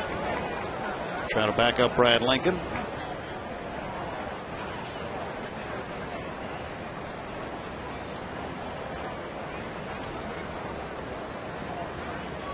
Hernandez hitting .318 since his recall this month from AAA. Stretched by Lincoln, throws to first. Back is Peralta. Well, normally they'll let you go, 115 pitches or so. And if you have a real good game, that's enough to get through 9 innings, but it's going to have to be a real good, clean game. And for sure, you can normally get through 7 innings with that amount of pitches. Hernandez strikes out with a terrible swing. But the bullpen is going right now, not really because of the pitch count. It's because of what might be happening out on the field. You see that overhand curveball and the poor swing. Second strikeout for Brad Lincoln. 2 men out for Jason Donald. Peralta the runner at first.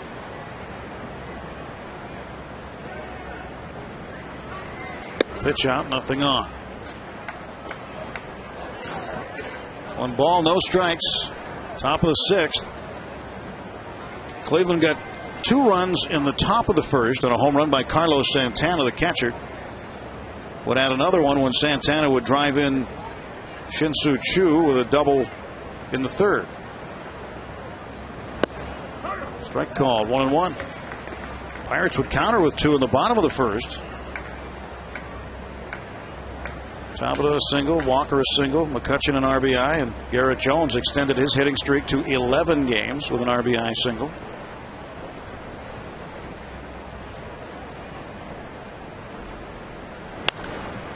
Up in the air, shallow left field. Jose Tabata takes care of it. And a pretty good inning for Brad Lincoln. 1 hit and leaves 1.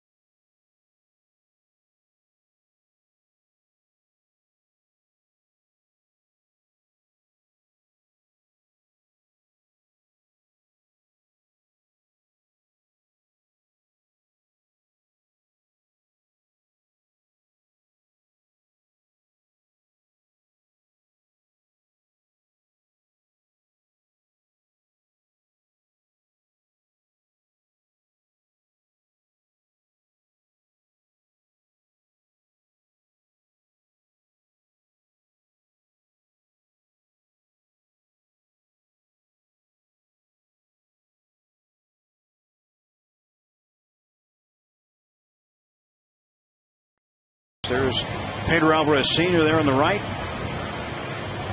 Also on the North Shore today, down near the ballpark, a lot of folks here as the Man Up race took place today. 5 and 10K run and walk. There were free prostate cancer screenings. And just a nice day for that type of thing today. Well, don't just take for granted that you're going to live a long, healthy life. Get tested. Can't help you out if you don't know. Jones grounds out to Brandon, 1 away. Garrett now 1 for 2. Justin Masterson. Well, he's over 100 pitches now. He is. He's at 102. I'm saying that he's going to be done for the day. His spot leads off next inning. Acta right now just hoping that he can get 2 more outs out of him, still have this lead, and he'll be able to pinch hit for him when they go to the top of the 7th. That's his game plan. But plans never work out once the umpire yells play ball. Things seem to go awry. Millage quickly behind in the count, 0-2. He is 0 for 2 today. Well, both these pitchers doing a fine job, really, once they got through the early trouble.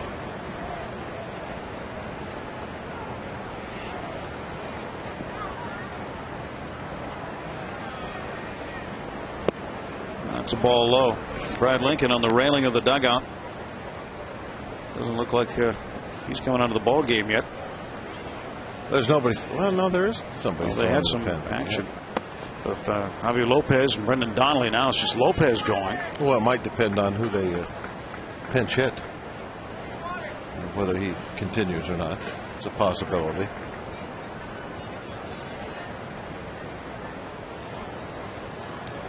2-2 to Milledge. One down. Now full count. Pedro Alvarez lurking on deck.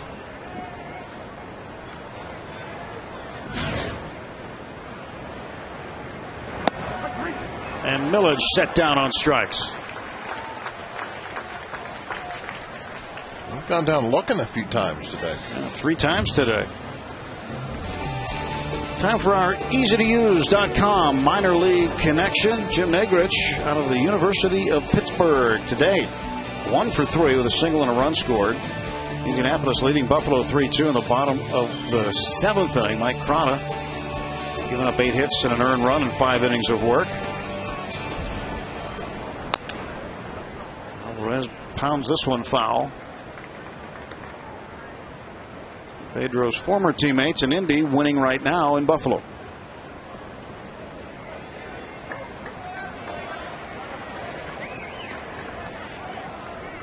Pedro 0 for 2, struck out in the first.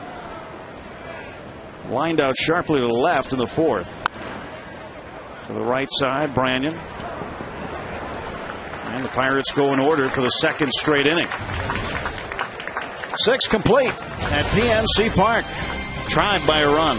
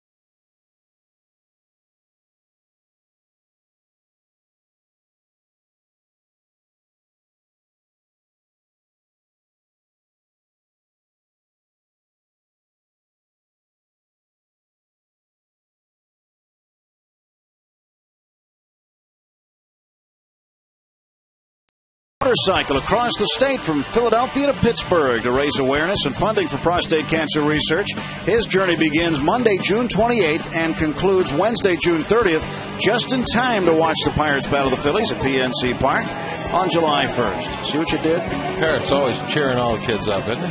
But the Parrot can't do it alone. His cry for support is this: the Cruise for the Cure. Go to pirates.com/cruise or call 1-800-BUY-BUCKS to donate or pledge money. How cool is that helmet? He needs a little spike on the top. The Field Marshal type That's helmet. quite a bike he's got, that's for sure. It really is. Well, Brad Lincoln's day is indeed done. After 6 innings, 8 hits, 3 runs, 1 walk, 1 hit batsman, and 2 strikeouts. Javier Lopez takes the hill. His numbers on the year, all of them very good. Nice ERA, opponent batting average down quite a bit. He'll face a pinch hitter, Andy Marte, right-hander. 30 games now for Lopez. Andy Marte against left-handers this year, hitting 250s, 4 out of 16.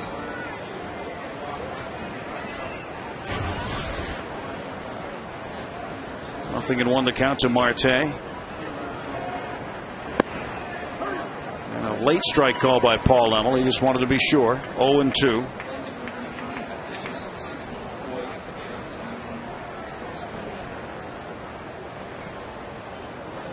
was on the DL earlier this year, mid-May, with what was described as a non-baseball medical issue. 1-2 now to Marte. Came back on the 7th of June, and since the 7th of June is 3 out of 9 with 2 runs scored and a double.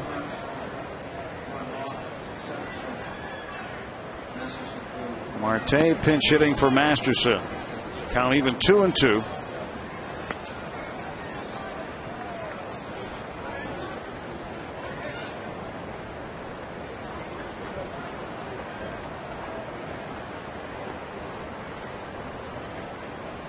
Javier Lopez awaits the pitch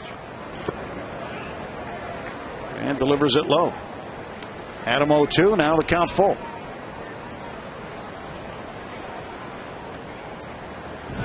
Justin Masterson finished up strongly. See Rafael Perez in the bullpen. He finished strongly for Cleveland, retiring the last 7 Pirates in a row. Whoa, watch out. And a strikeout of Marte. And give me that bat. Keep that one. Don't even need to make a trade. That's where Javier lives, out on the excuse me, the edges of that strike zone. Take a good look. All the pine tar on there, the batting gloves.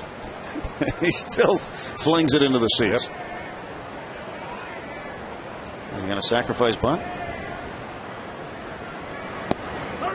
He's going to get that stuff all over his hands. And the guy holding the bat in the stands looked like he was going to bunt. Not going to be able to get it off. Maple bat.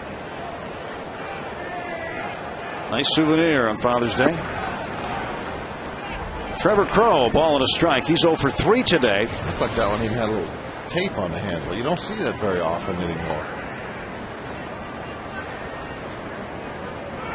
Guys used to take so much pride in the way they applied tape to the handle to improve the grip. That one deflected over to Crosby. And Crowe is out.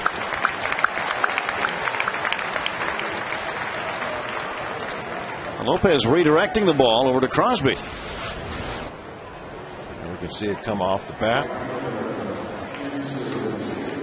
Crosby, easy play on it.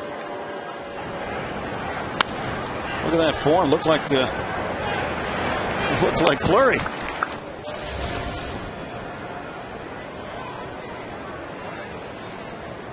Well, the official score is going to leave Lopez out of it. Just call it a 6-3. Either way, it's an out. 2 down. Shin-Soo Choo 0 for 1. But he scored twice.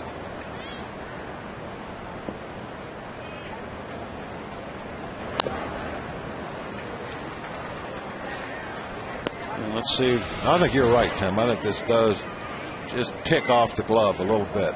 Yeah, right there. Redirected it. He definitely got a piece.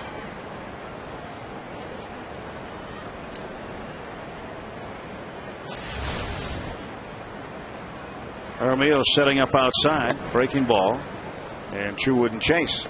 1-2.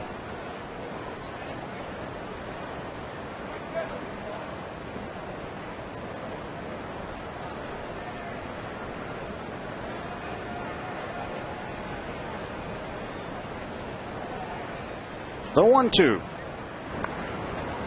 Choo just reaching for it. That's got to be so tough for the left-handed hitter.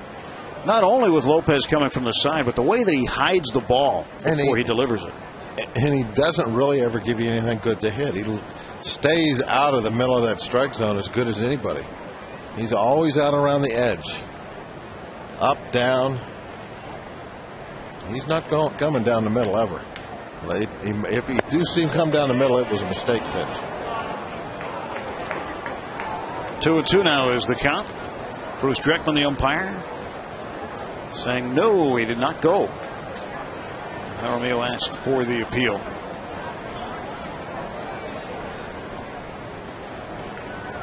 Two ball, 2 strike count to Shin-Soo Choo, the pitch. hanging in there. Yeah, he's just being very defensive right now, just flicking off those pitches off to the side.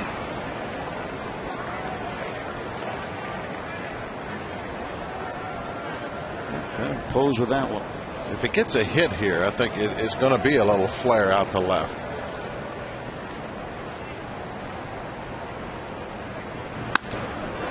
That's a base hit up the middle. A ground ball up the middle. One of those two. Or a ground ball up the middle. But the way he was, going at the at bat, he was trying to stay back and be so defensive. It really looked to me like he was going to do nothing but hit a ball out toward left. Let's take a look at our Coors Light cold hard blast. In the first inning, Carlos Santana showed us his evil ways and hit the ball out of the ballpark for his second major league home run. And then a double in the third inning drove in Chu. He has driven in all 3 Cleveland runs. Cold hard blast brought to you by Coors Light, the world's most refreshing beer.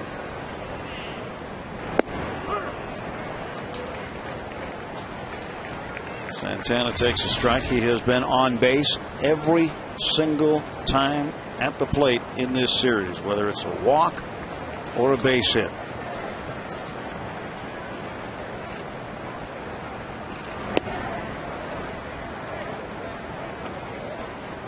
One and one.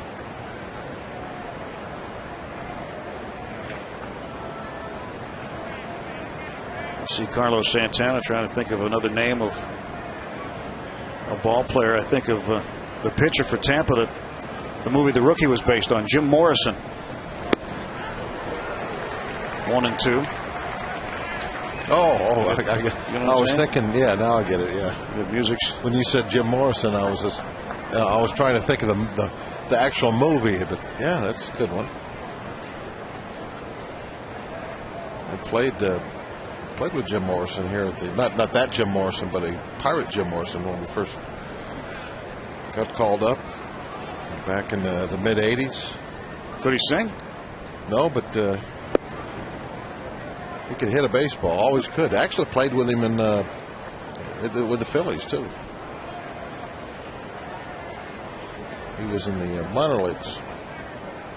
He was a little above me. Lives down in Bradenton now. Vince Scheid used to always play Light My Fire when he came to the plate. Strike 3 call. And they finally found a way to sit Santana down as Lopez strikes him out. Pirates looking for some runs as they trail it 3-2 at stretch time, middle of the 7th here at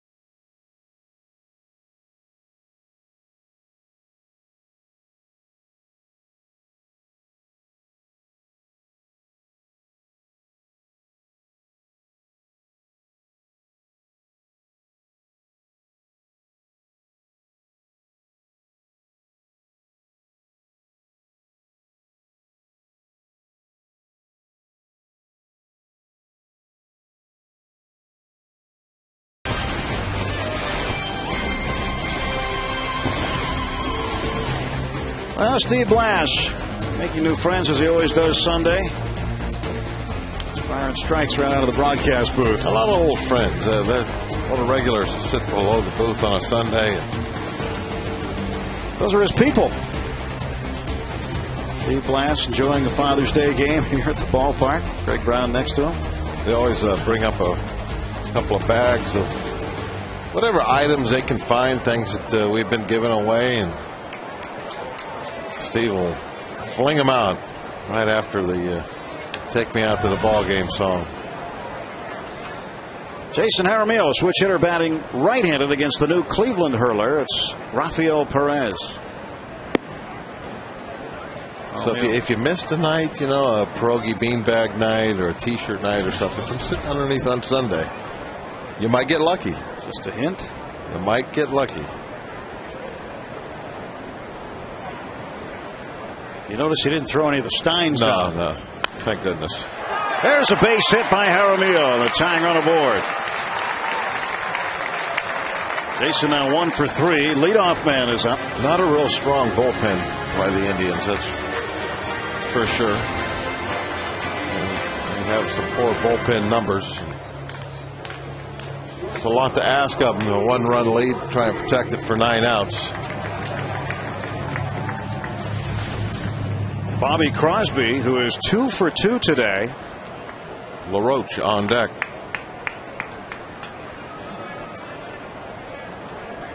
Rafael Perez looking in at Carlos Santana. Crosby ready to go. And Bobby bunts. And the throw goes into the glove of the backup, Donald. What's with the pitchers today trying to throw to first? Like there's a force field over there. That's exactly what I was thinking. It's like it's not allowed to go over to first base. I thought that ball was headed into the Allegheny, and Donald was there to back up. Yeah.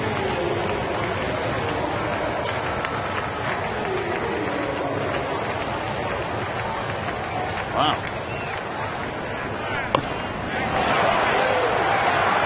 Well, the Pirates now with an opportunity.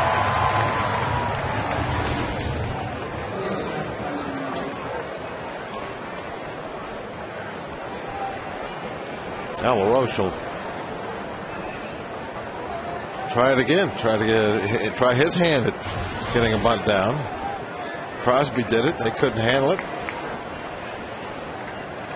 Almost tempted, just bunt it right back to the pitcher. And Andy bunts it foul up third. You're supposed to bunt it toward third in this situation, but the way the pitchers are playing defense.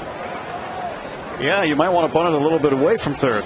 Let Perez, who's falling off that way anyway, being a lefty, maybe let him get involved. Handle it. Johnny Peralta giving some signals to the rest of the infielders. So Jason Jaramillo, a leadoff single. Crosby will get credit for a sacrifice, but an E1 puts him at first. And Andy LaRoche trying to move them both over. Nobody out. LaRoche gets the bunt down. And Perez wisely lets it go. Yeah. Andy LaRoche, his dad Dave, pitched in the majors for a long time. Andy had a Father's Day greeting earlier. This is Andy LaRoche. Just want to say happy Father's Day, Dad. Thanks for everything you've done to help me get here. Love you. Andy LaRoche, high fives all around. Successful sacrifice. That's an excellent bunt. Brought that third baseman in. Tying run over to third. Just 1 out. And the go-ahead run. And Crosby with pretty decent speed out at second. Pirates are in business now.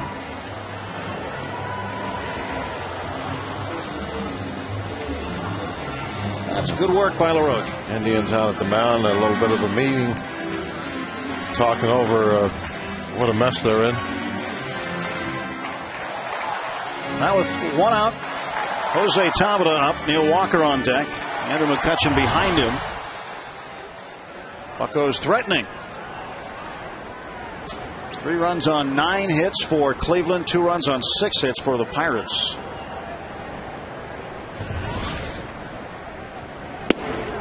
Tabata takes ball 1.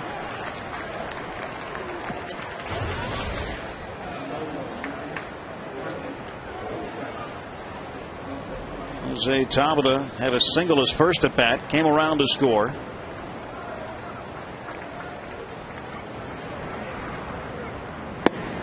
Two and 0.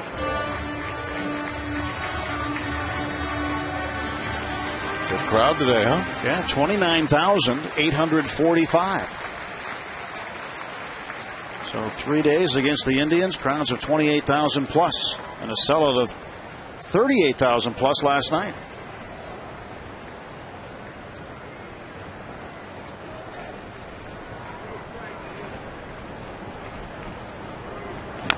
Tabata bangs the 2-0 foul. Well, he took a good rip at it, that's for sure. That's what you're supposed to go after a ball on a 2-0 count. You're in the driver's seat. It's an advantage count. Yep, you don't want to be protecting there. At the head of that bad fly.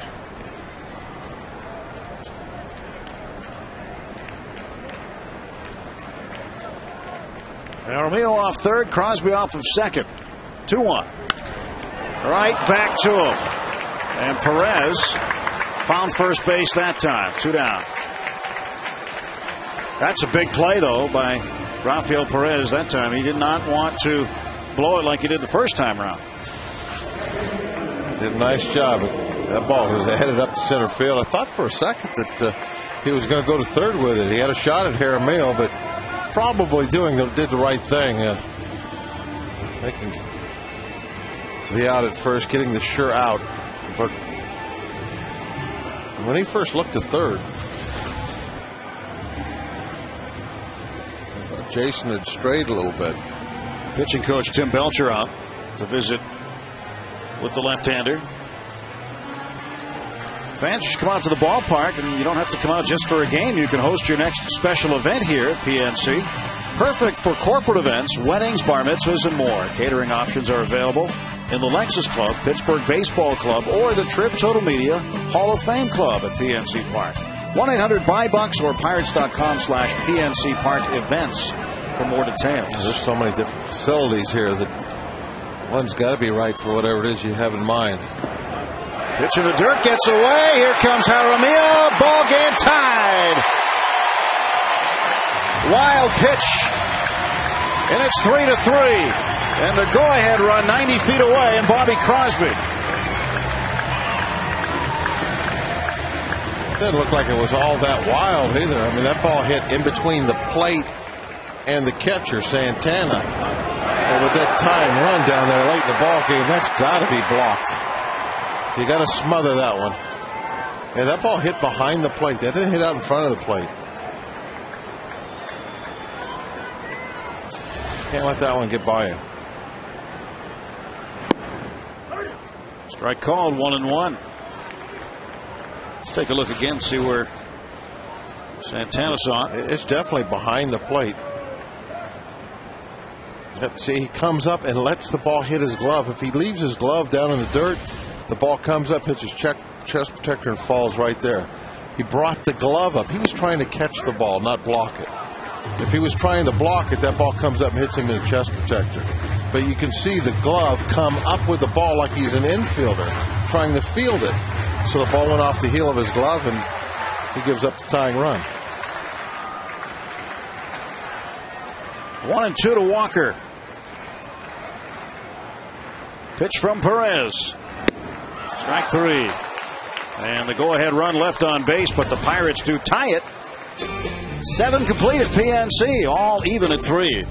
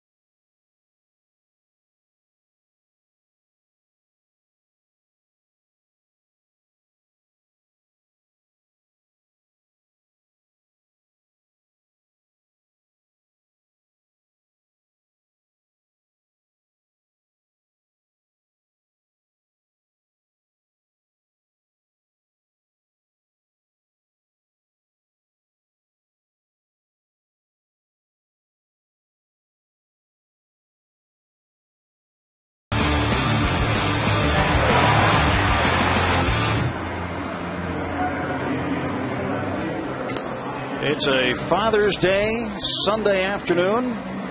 Pirates and Indians tied at 3, top of the 8th. New pitcher on, Brendan Donnelly. Yeah, Brendan, nice clean inning Friday night. Went out 1, 2, 3, got a strikeout. Need to get Brendan on some kind of a roll here. See his numbers need a little bit of work, although that opponent batting average still very low, down in the low 200s. Nothing wrong with that. So he'll face Austin Kearns to start things off here in the 8th. Cleveland left fielder, 1 out of 3 today. Base hit in the first, and he's flied out twice, once to right, once to left. Donnelly going to get that fastball working for him here against Kearns.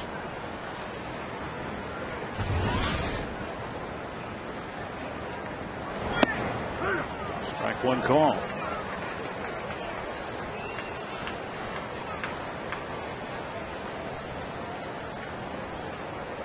What's that say? Happy Father's Day. Best dad ever. She's been holding that sign up all day long. Well, we got to throw it up there on the board then.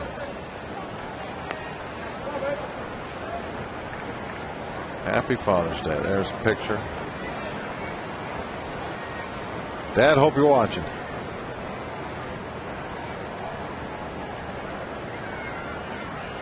One.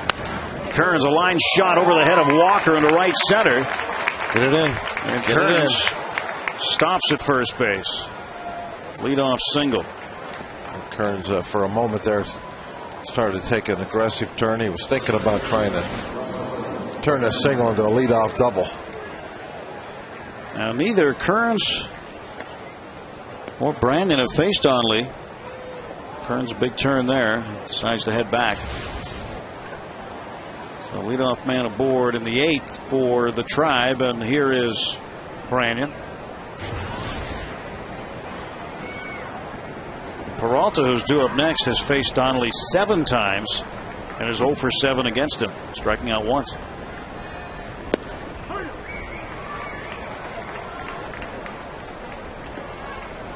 Brandon singled in the first. Yeah, faking a bunt there. If he does bunt it down third, it's an easy base hit. There's nobody there.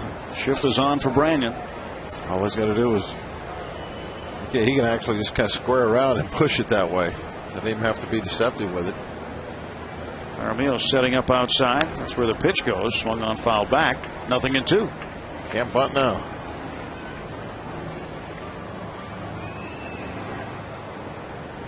Why guys just they won't do that. They won't take the hit. We saw Garrett Jones do it last year when everybody was, when he's hitting all those home runs and everybody was starting to put shifts on him. He bunted down third base. Yeah, he took the hit. Said thank you very much. Yeah. I went to first. It was a situation early in the inning where there wasn't 2 outs. I want a big home run hitter swinging the bat with 2 outs, even if there is a bunt single out there available for him. But those guys, they should lay it down and go ahead and take the hit when it's early in the inning. But you hardly ever see anybody do that. But Garrett did. 1-2. That one is pulled wide. That's a fair ball. First base umpire Bill Hahn called it a fair ball. I don't know if he saw it. He had to leap to get out of the way. And Brendan Donnelly now talking to home plate umpire Paul Emmel about that. I don't know if Hahn was in any position to see that. And John Russell going to question him about it right now.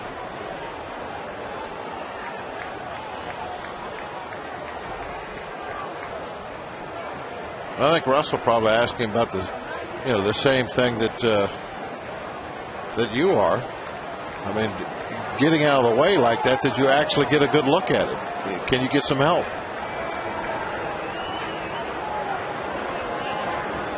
Appealing to Paul Emmel, the home plate umpire. Kerry Darling, crew chief, comes over to get involved. And judging by John's reaction, he's not going to get a call here. Nope, they talked it over and agreed it was fair. Let's take a look.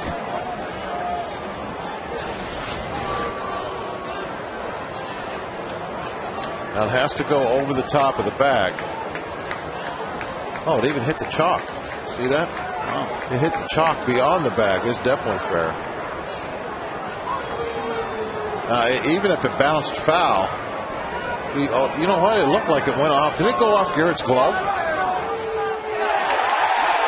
I think it goes off Garrett's glove. No, it doesn't. It went under his glove. But in that first replay, you could see a puff of white where it hit the chalk. But it wasn't a line drive. It was a ground ball. It didn't have to hit the chalk. John Russell has been ejected, and he's really getting his money's worth. Well, John, I'm sure he's frustrated with the way things have gone the last couple of weeks. And before I saw that replay where it hit the chalk, I thought the ball was foul. And John leads to a standing O.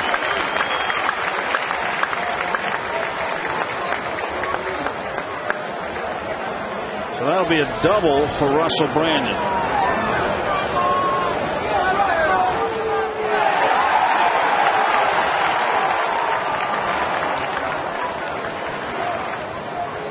Now watch, this will be the best shot we have.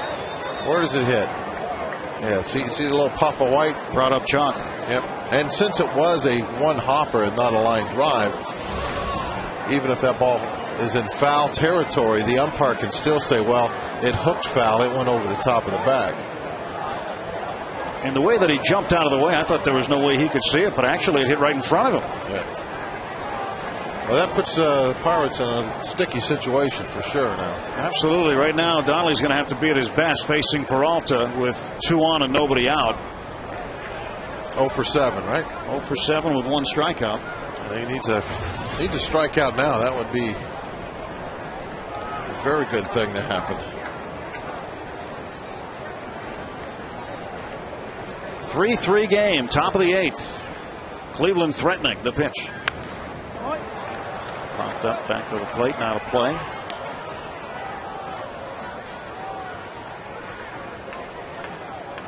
Peralta came up with a single in the 6th inning after flying out twice.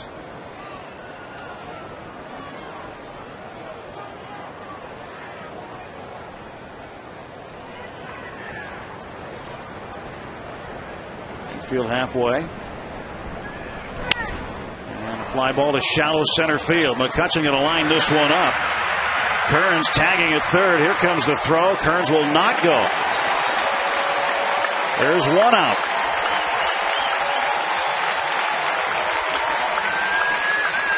Now what will the Pirates decide to do?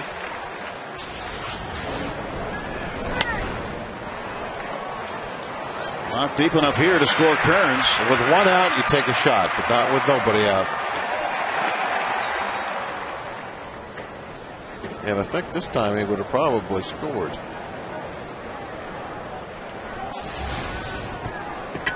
That would have been a tough ball for Jaramillo to handle if he stays back trying to make a tag. As it was, he jumped out there on top of it and smothered it. He didn't want it bouncing away. Anderson Hernandez, switch hitter. Facing Donnelly with Alvarez in on the grass at third. Strike is called.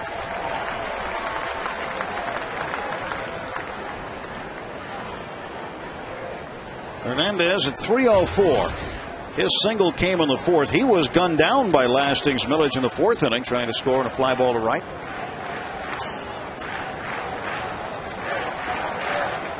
A chance of let's go Bucks. Start to circle PNC Park. 0-1 to Hernandez. Strike 2 on the outside corner.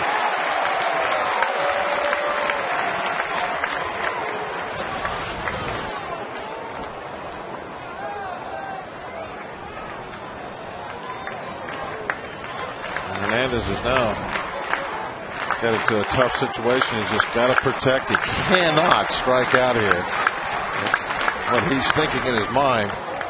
And that's why he's just in a protection mode. Cut his swing way down. And Donnelly, he's going to do everything in his power to get him to swing and miss.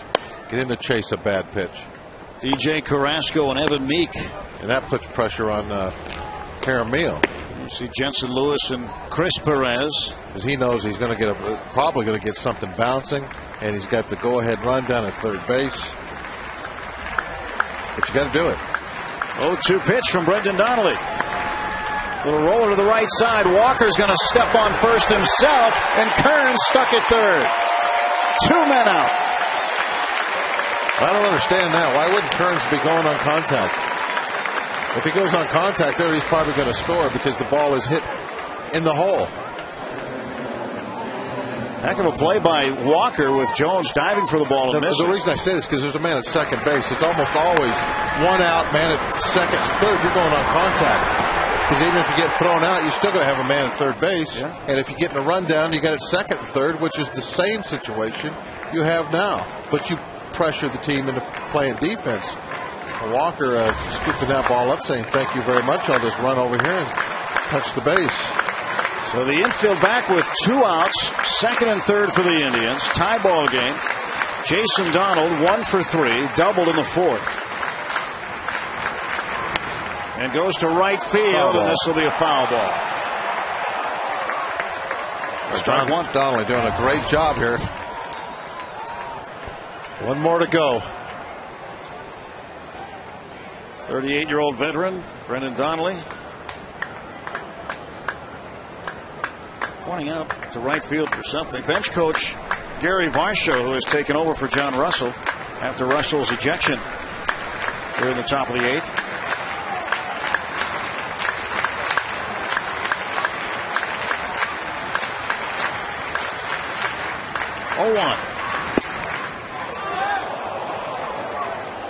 Must have been a little high.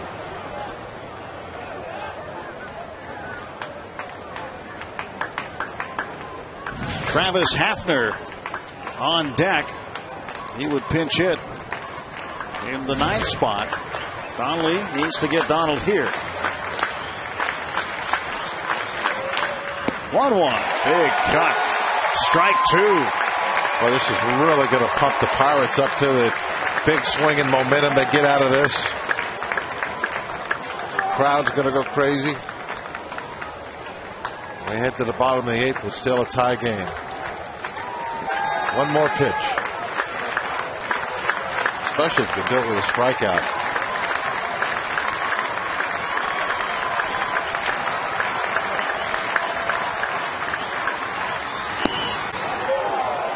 Count even now, 2-2. Kearns at third, Brandon at second base. Single by Kearns, double by Brandon. Peralta flied to center. Hernandez grounded out. And Donnelly a pitch away from getting out of the inning.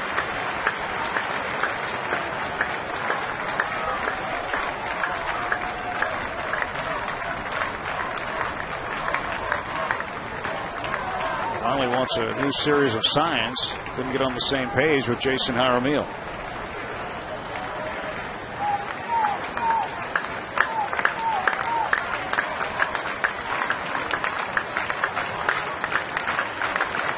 Two balls and 2 strikes. The pitch. 3-2. Even though first base is open, Donnelly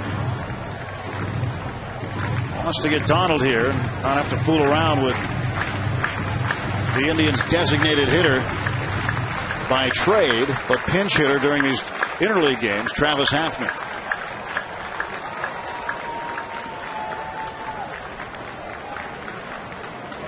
Full count, 3-2 to Donald.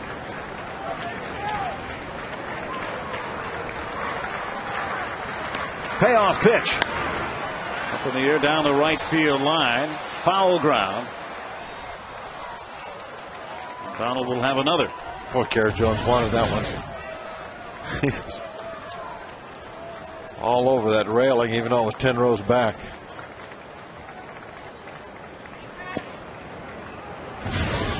Well, even when you have your own action figure, you can't leap up into the stands that far. No, you need to be one. Was that Rubber Man or whatever? The arm goes way up there. Guy from the Fantastic Four. Yeah, is that what it is? All right, resetting. There is Austin Kearns. Russell Brandon at second.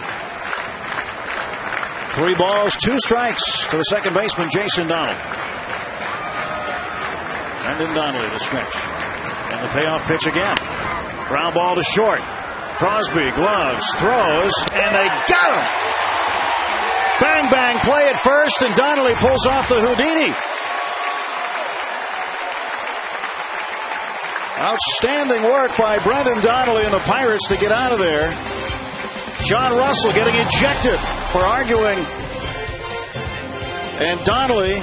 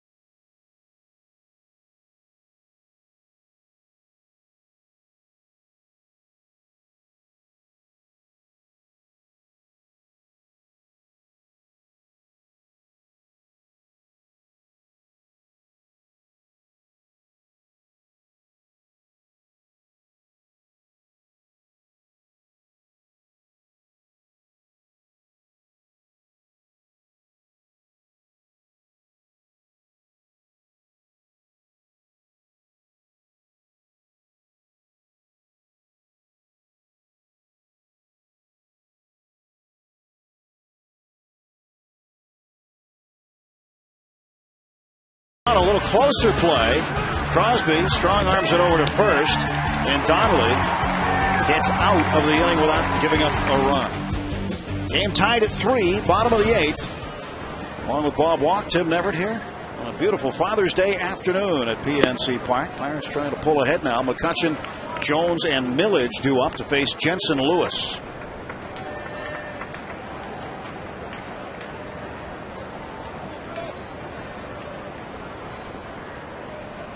Two 2-0 quickly to McCutchen without a hit today. Now 3-0. Jensen Lewis brought in. That was the 8-1-1 call to the pen from Columbia Gas made by Indians manager Manny Acta.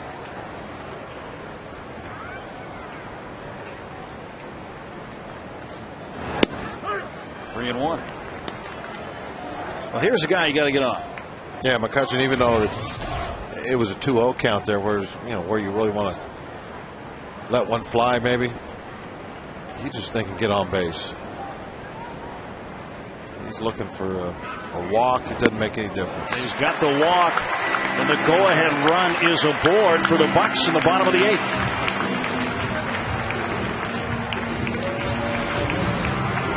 It's the bang-bang play at first, and Jason Donald thought he was safe, but called out. Jason Donald, incidentally, on that same type of play, called safe by umpire Jim Joyce a couple of weeks back when Armando Galarraga of the Tigers was pitching. Joyce would later admit that the call was wrong and the perfect game was spoiled. Here's Jones. He takes ball 1 low. 1-0 to Jones. Garrett with a hit, an 11-game hitting streak going. Had that RBI single in the first.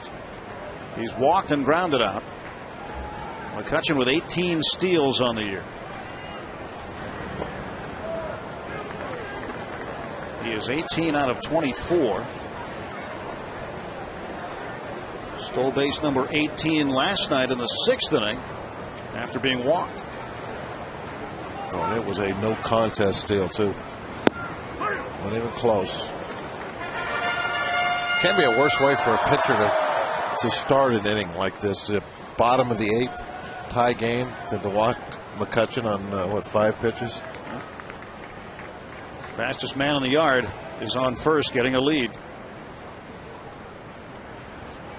And Jones, a base hit to center. McCutchen will stop at second base. 2 on, and nobody out for Lastings Millage.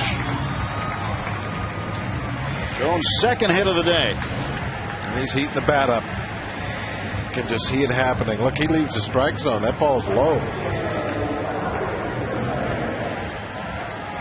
Still tees it up nicely.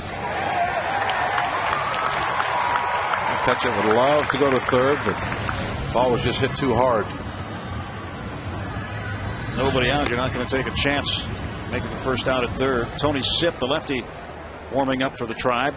Millage will probably be bunting here. Pedro Alvarez on deck. And Millage will take a ball.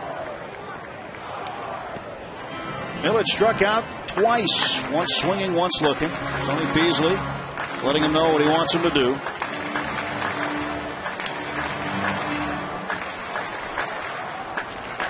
Point at his eyes? I haven't seen him point at his eyes. Maybe if he's bunting, he doesn't point at his eyes. Yeah, but that would be like a tell in poker, wouldn't it? Yeah, he doesn't do it every at bat, just on the big at bats. Every at bat is big. This one is. He bunts it fairly. And Jensen Lewis goes to Jason Donald in a sacrifice bunt, which is a pretty good accomplishment. Yeah, for the pitcher for Cleveland to throw first. Yeah, they've had so much trouble today.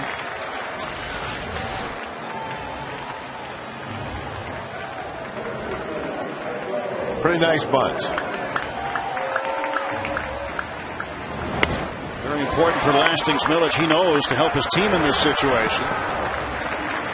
Did his job. Right, exactly. You can't be a selfish player. You don't want. Everybody wants to be a hero, knock in a winning run.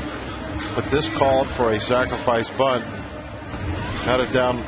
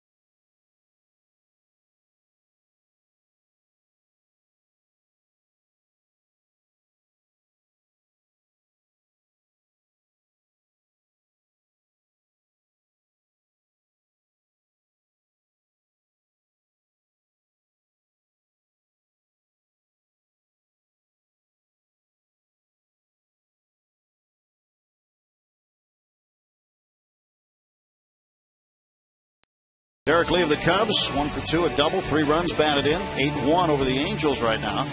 Mark Teixeira, grand slam, and the Yankees leading the Mets 4-0. The crushing Russian, Kevin Kuzmanov, 3 for 3, the double and a home run for the Athletics. A's are tied at 2 with the Cards.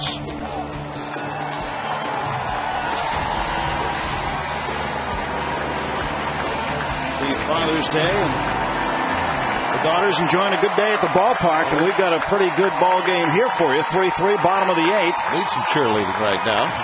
Left-hander Tony Sipp comes on to face Pedro Alvarez with 1 out in the go-ahead run at third, an insurance run at second. McCutchen at third, Jones at second. And Alvarez, time for a hit. He's 0 for 3 today.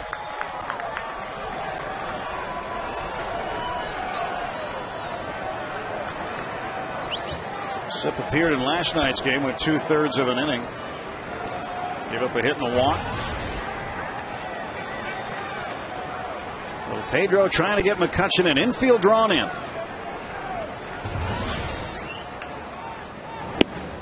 Breaking ball for a strike.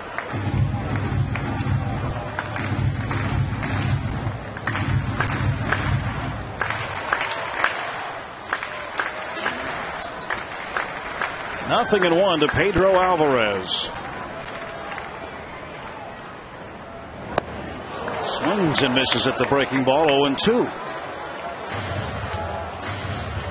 Sipp way ahead of Alvarez. Dan Pedro Sr. These are some of the situations that are really the situation that Pirates were concerned about bringing Alvarez up. Is when they bring in those lefties out of the pen, how's he going to handle it? 0-2, hit in the air to right field, and it's caught by Chu. Tagging is McCutchen, and the Pirates have the lead 4-3. They handled that pretty nicely, although I have to say that 0-2 with a game on the line, if you're on the mound, you can't allow that to happen. Well, Alvarez, a sacrifice fly, and he drives in his second major league run. Watch the pitch by pitch. Okay, there you go. Good ahead. Now he throws a real good breaking ball down and away, and now hangs one 0-2.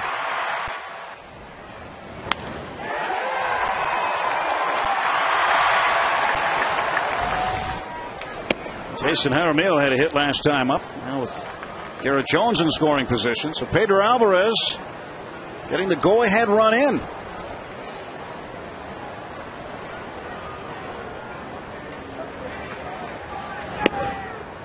Dotel throwing in the bullpen. Xavier Dotel picked up his 13th save of the season last night. Things are falling into place this afternoon. And this one fouled off in the bat over by the dugout, down the dugout steps, retrieved by Ryan Doman. Well, for Dotel, he's going to have to face 9-1-2 coming up.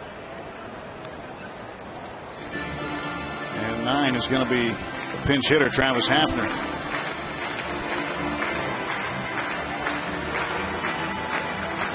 The bat took a nice trip. It is kind of fun to watch those bats in slow motion. They do some crazy things. That one there just spun. I thought it was going to just stand up for a while. Count even to Jason. JJ with a 2-2 count.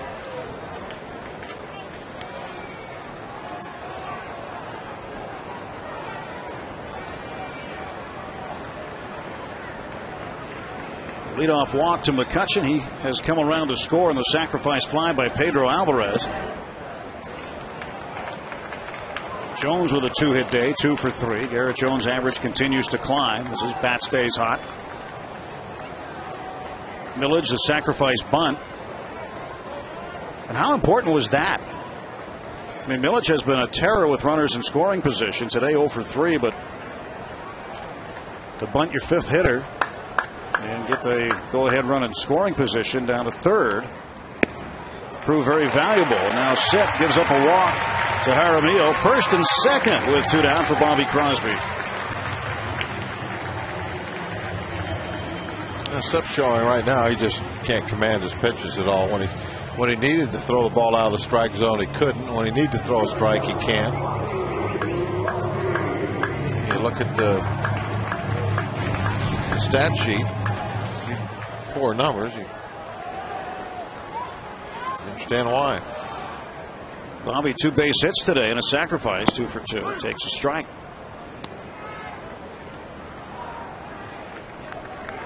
Be heading back to his former place of employ on the road trip.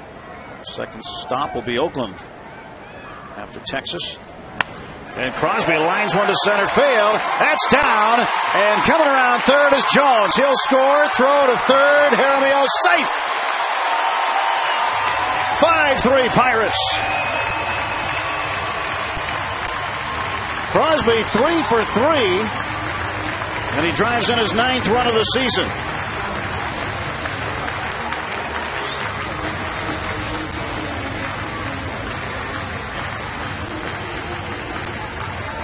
Line, a little sinking line drive. We're going to hit it all that hard. And you see it happening. And how about this? It's one of my pet peeves. Why does that throw go to third base?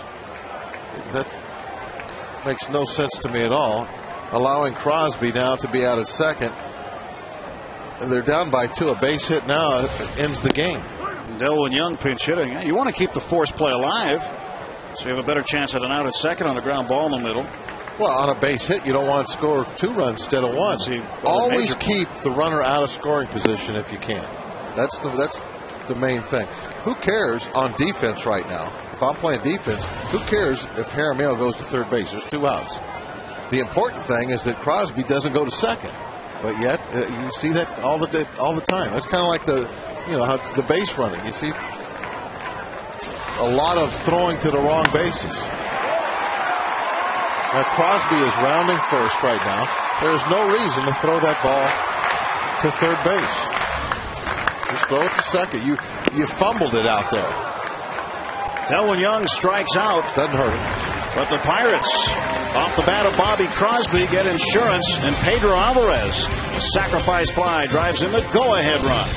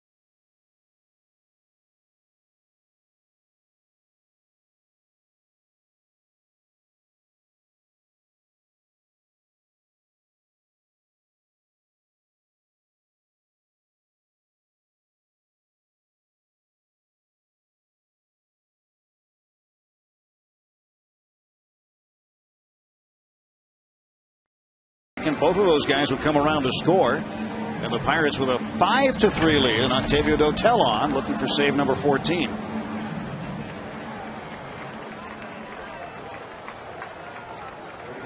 Travis Hafner will lead off against him. He will pinch hit. Then the top of the order, Trevor Crowe and Shin-Soo Choo. So 3 tough outs. The Pirates looking to win back-to-back games against Cleveland. Dotel can save it.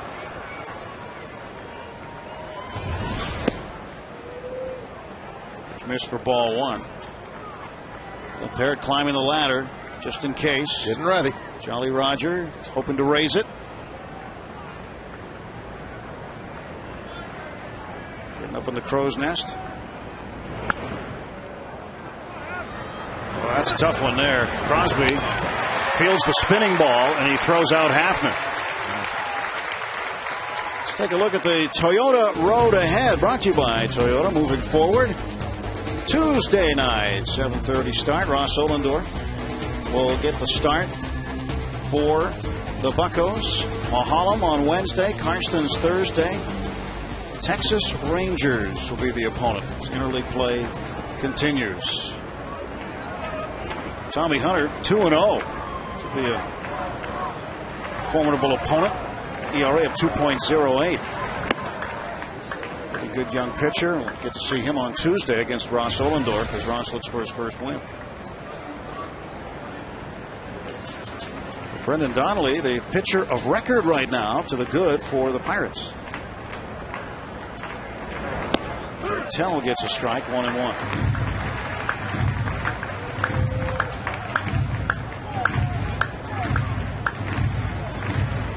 That's the theme of the day, huh? That is it. A few good signs today. Right by him for strike 2, 92 on the gun.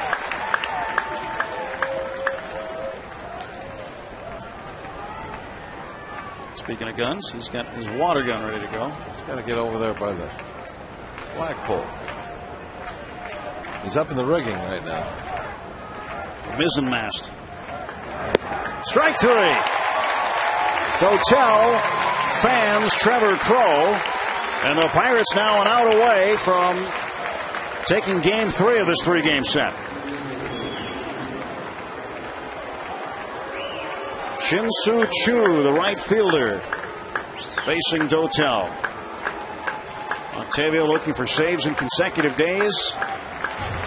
Pirates winning 6-4 last night. They've got a 2-run edge right now. 2 down, top of the 9th.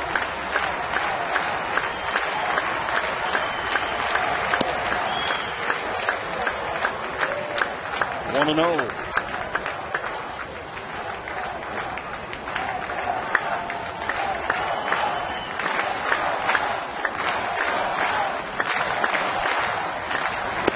Here's a strike.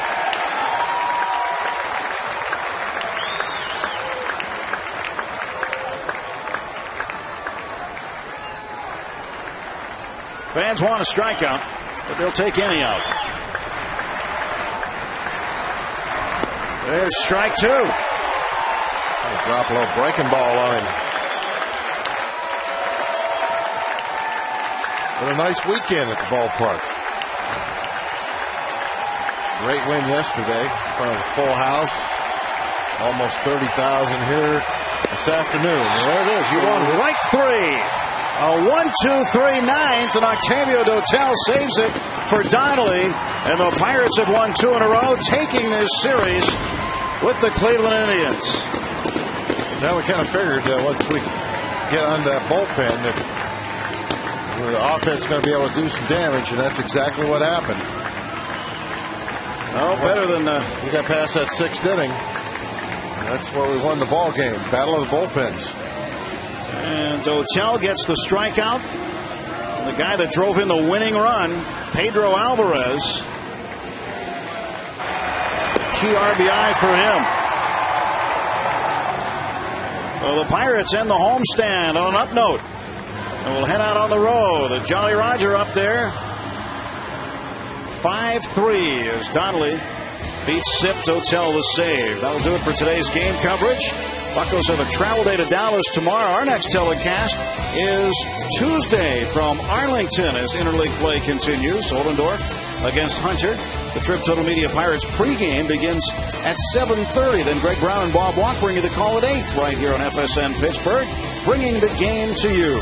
Once again, our final score, the Pirates 5, Cleveland 3. For Bob Walk and our entire FSN crew, I'm Tim Neverett reminding you to stay tuned. The AGH Sports Medicine Pirates postgame show begins right now. Happy Father's Day.